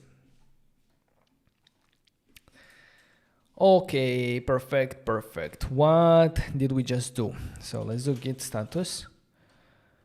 That was, and I also need to do the database pool because we have a new table, and I want this to be reflected also in the GitHub, in the Git.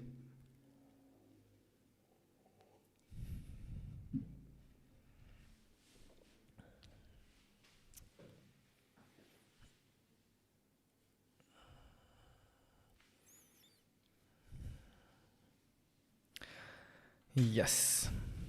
Okay, now if I check my Supabase migrations, we have a new migration for the events. So now we can spin up the same Supabase instance from anywhere because it has like this information about the new table.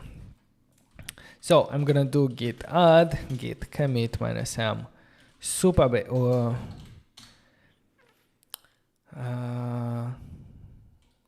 events table fetching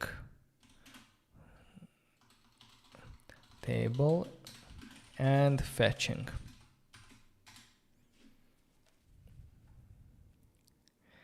Tardin Davy, thank you very much for the nice words. I appreciate it. So that was our fetching events in the application. The next step, also quite important for an event application, is the attendance. The ability for users to press join an RSVP, and then for the organizers to see who is joining that event. So what do we need for that? We need a relationship between users, or let's say profiles. When I say users and profiles, I refer to the same thing, like a user. So we need a relationship between users and events. First thing when creating a relationship is understanding what type of relationship it is. Is it a one-to-one, one-to-many, or many-to-many? To do that, we need to ask a couple of questions. We have on one side profiles, or let's say on one side we have users, on the other side we have events. How many users can join an event? The answer is many users can join an event. And the other way around, how many events can one user join? He can join many events. So the answer is many-to-many. Whenever we have a many-to-many relationship, we need an extra table. We cannot just create it like this. We need an intermediate table that will connect towards one user and towards one event. And every entry there is going to represent one attendance by a user to an event. So a many-to-many relationship is basically two one-to-many relationships with one extra table. Let's go ahead and define that here. Let's create a new table. Let's call it attendance or something like this. Or what does RSVP mean? Actually, respond if you please.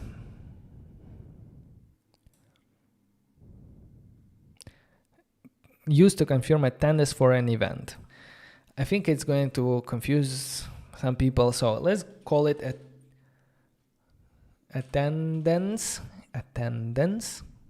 Is it correctly spelled? Attendance. Okay, like this.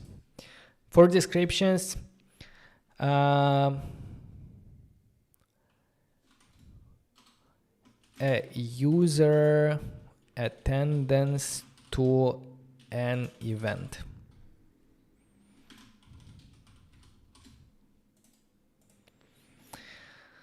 For the columns, created at will represent when did the user said that he is going to join.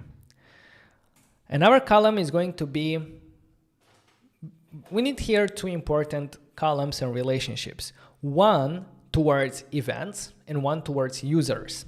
So one is going to be user ID and another one is going to be event ID. Now let's go to the foreign keys and add these foreign keys. In the schema, I'm going to link first to events. So the field event ID from our attendance is going to link to the ID of our event. And here for the actions, what should happen when the reference ID changes? When, for example, we remove or update that item. Well, we need to probably cascade. Like if the event is removed, the attendance to that event is also removed. That's good. Save. And let's do the same thing for user ID. This one is going to link to profile, user ID towards ID of a profile. And if profile changes, we're going to also change this table. Should we make it non-nullable? Because if we add an attendance, it has to have a user and an event. If it doesn't have to be here. And let's save it. Save this table.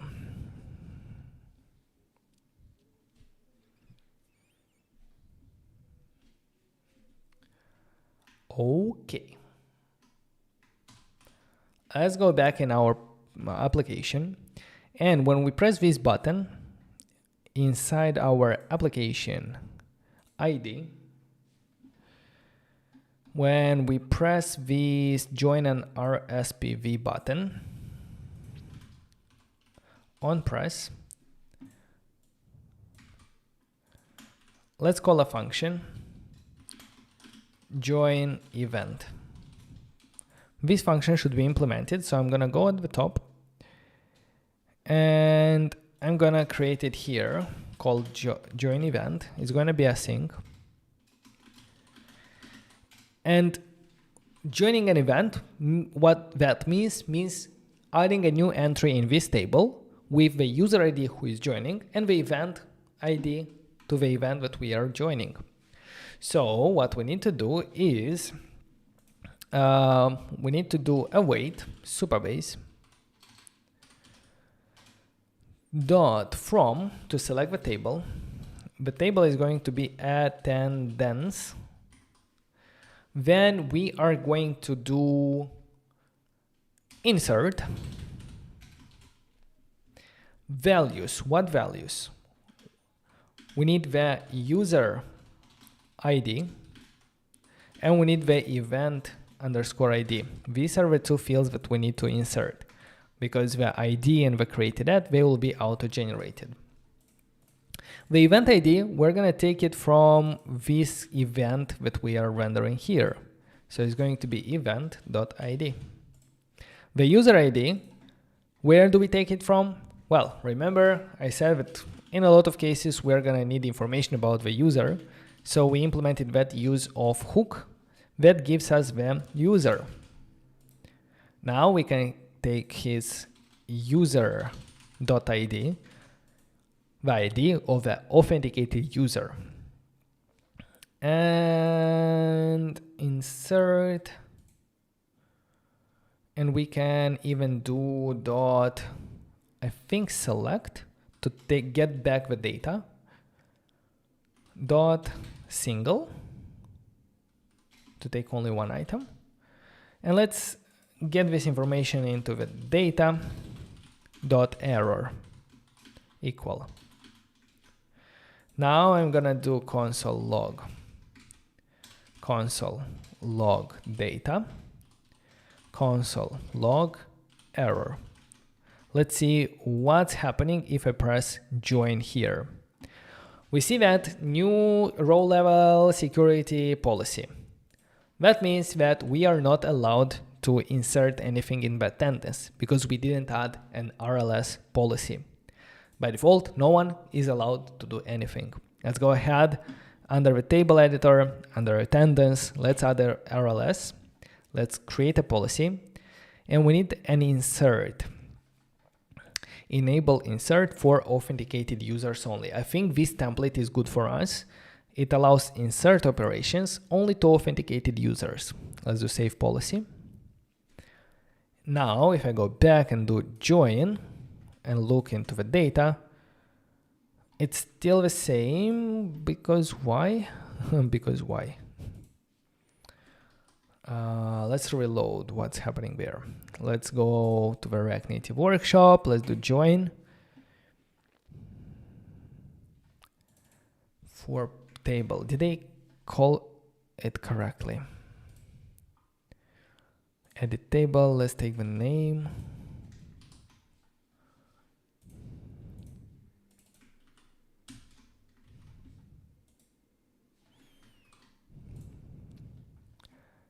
Of policy, enable insert of users only. So why can't I do that? New row level security policy for table attendance.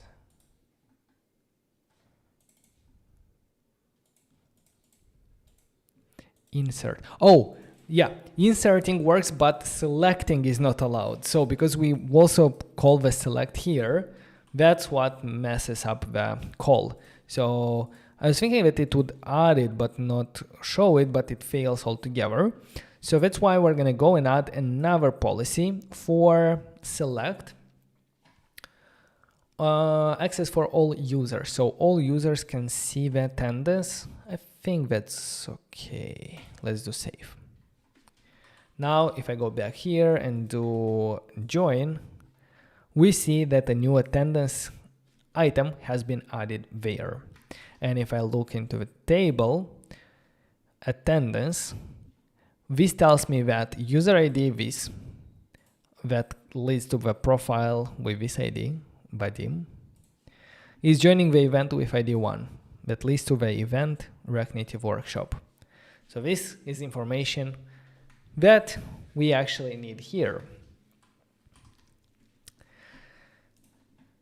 Now, you know what we also can do? We can also fetch this attendance information. And if I already am attending, attendance with a set attendance, use state, initially it's null. So when we fetch the event, I can also fetch the data, attendance data. I can also fetch the information about the attendance so that I can display it if a user is already attending or not. From attendance, I will select, I can select everything. There are not a lot of columns there. Everything. Equal, where there are two equal signs, where user ID is equal to my user.id, and also where equal event ID is equal to this ID that we are also looking for. Then I want to do dot single. I'm a single lady. I'm a single lady. Alexander heard me about that. So set attendance with attendance data.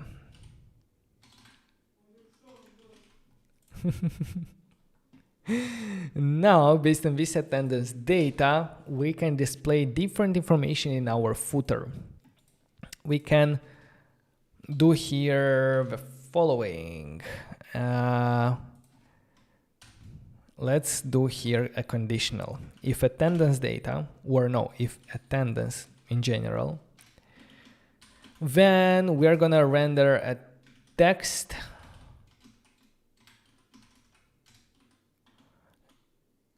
here should be question mark, a text, otherwise the button, and the text will say you are attending. Boom, we have it there. We can do a class name, text green.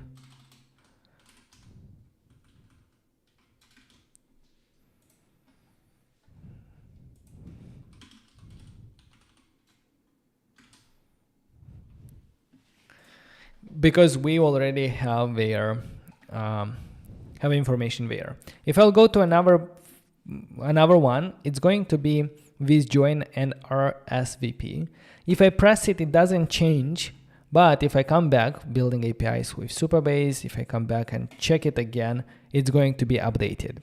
If we want it in real time, what we will do is when we create the join event and get this data, let's set this data as attendance because it's the same data about attendance. So I believe now if I will just press this event, it will automatically move to you are attending. And now we can, if I go here, we see the events that I'm attending. Cool. That's about it. That's now we should have 3 attendance events here from the same user to different events. If we're going to have multiple users, they will all show up here and linking to their events that they are attending. Perfect, perfect, perfect.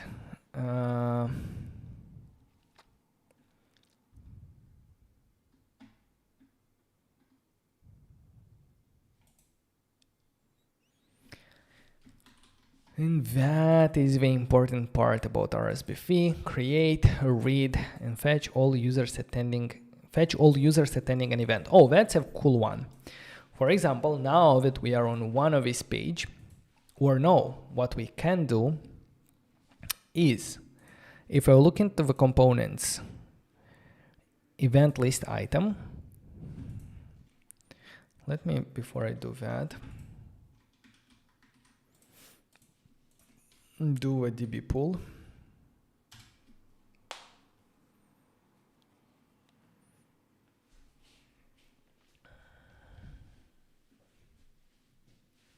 Hello Schwartz, I think it's a good step to start with JS if you want to build React or React Native applications. Without it, it's going to be hard. So that's the least that you can do.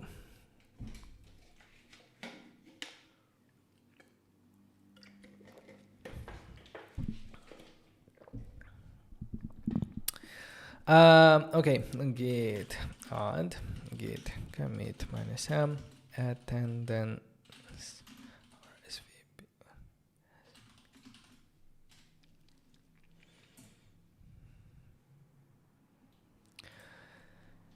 Now, yeah, what I wanted to do is here in the event list item that we see here in this list, we have a digit here 16 going. This is coming from this is hard coded, but I would like to know actually how many people pressed join event and know the number of them. To do that, what I can do here is I can define a state, number of attendees, set number of attendees. Use state, that's going to start with 0. So let's render it instead of 16, number of attendees. Initially it's 0, but I want to create a function, fetch number of attendees. It's an async function that will do something. And this function will be called in a use effect with empty dependency array, right? Or maybe when the event.id changes, because it depends on event ID, we're going to do fetch number of attendees. Now to fetch the number of attendees, we can go to attendees, we can go to API docs, and I think in the read rows there should be something about count, no? What? Supabase count rows. Fetch data. Here in the documentation there is something query reference table with count, query with count option. Okay, select everything, count exact head true. So this is what we're gonna select. So const data equal await Supabase dot from attendance we're gonna select this one, but we need to do equal signs. We need to know the count where event dot. If I don't do equal sign, let's see what data is going to be. Console log data. If I look here, null, null, null, null. Why? Because there might be error. Null, null, null, null.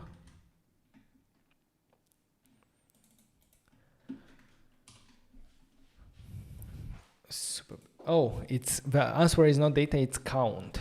So it's not data, but count. So let's do count here. Okay, we have 3. That's because in our table of attendance, we have 3 items. But I want to look at the specific event, how many users are joining. So I'm gonna add the equal sign where event underscore ID is equal to event.id. Now it should be 3 of them should have 1 attendees. Perfect, that's exactly what I want. And I will take this one and I will set it in state to be rendered on the screen, on the UI. And now we see some events having one person going. If I'm gonna go profile, sign out, and create another account, sign up, and say that, hey, I want to go here, join, we are attending. And if the next time I'm gonna come here, we're gonna see that the first React Native workshops has 2 people going there. And what we can do, what else we can do here is to display the actual people who are gonna join this event, the attendees. For that means that under this ID page, we're gonna have multiple screens. One that displays the details, another one that displays the attendees. So for that reason, I'm gonna create a folder that has the name event. Inside that folder, I'm gonna create another folder that has the ID as a dynamic path parameter. And inside that one, I'm gonna create the first index.ts sex, where I'm gonna put everything from our current details page, current events page. You're gonna see why I do that in a second. I'm gonna copy everything from here and put it under event ID index. Now, the way we navigate here is gonna change. So now it's not gonna work. It's gonna say there is no screen like this, because in components, in event list item, we're gonna redirect not to the /ID, but actually to the /event, then /ID. I think this makes more sense because it specifies like this is the ID for this event. And this is the first folder event when there is a dynamic ID. If I reload and press now, we are here. Perfect. But in this folder that represents one event, we can create another screen called attendance.tsx. And the attendance will have also access to this ID. The URL is going to be event/ID/attendance. So here we can do an export default function event attendance and return. Let's return a text. Hello.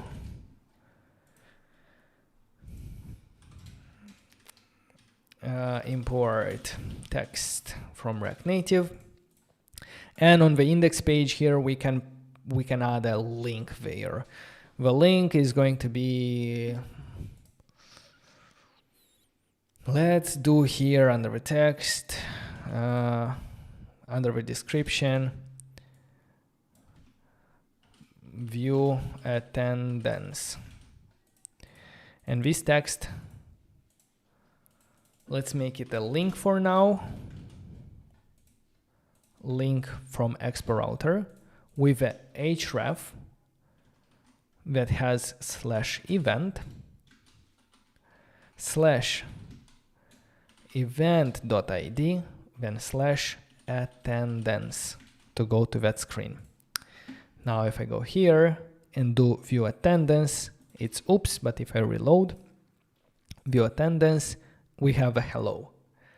We have a hello, and now I can go here, and in a similar way we can get, first of all, the ID use local search parameters, because the ID is part of the folder, so both index and attendance have access to it. This one is imported from here. Now, in the same way as in events list item, we fetch number of attendees. I'm gonna copy this part with state, use effect, and the fetcher to my attendees here. I'm gonna paste it here, but it's not gonna be number of attendees, but actual attendees, and set attendees. Use state should be imported from React, use effect imported from React, fetch attendees, fetch attendees. Here it's not going to depend on event, but on the ID. Now we're going to import Supabase from our utils. From attendees, we're going to select everything, but I'm going to remove this count because we're not working with count anymore. We're working with actual data. So I'm going to select all the attendees that belong to this event. So I'm going to just do ID. So set attendees is going to be equal to data. Now let's go ahead and console log attendees.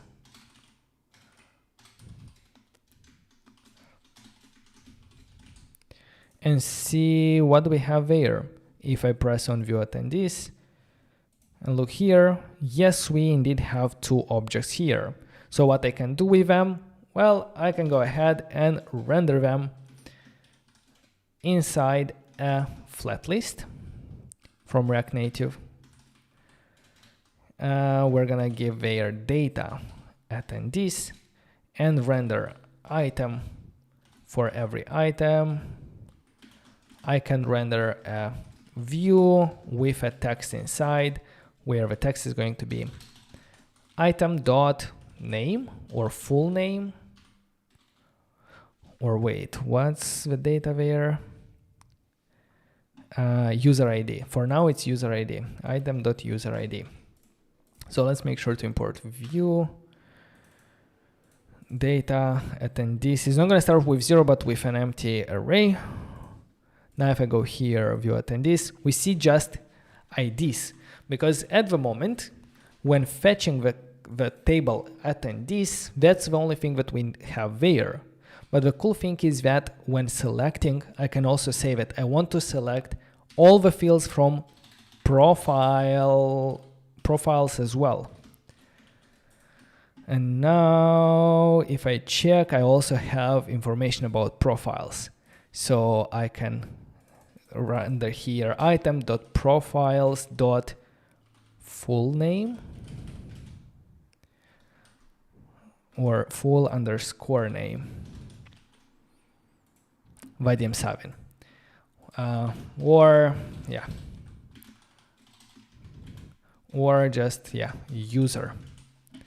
So now we have it here, and I think we're gonna have to stop pretty shortly, but I will add here a class name padding 3, and here a class name font bold.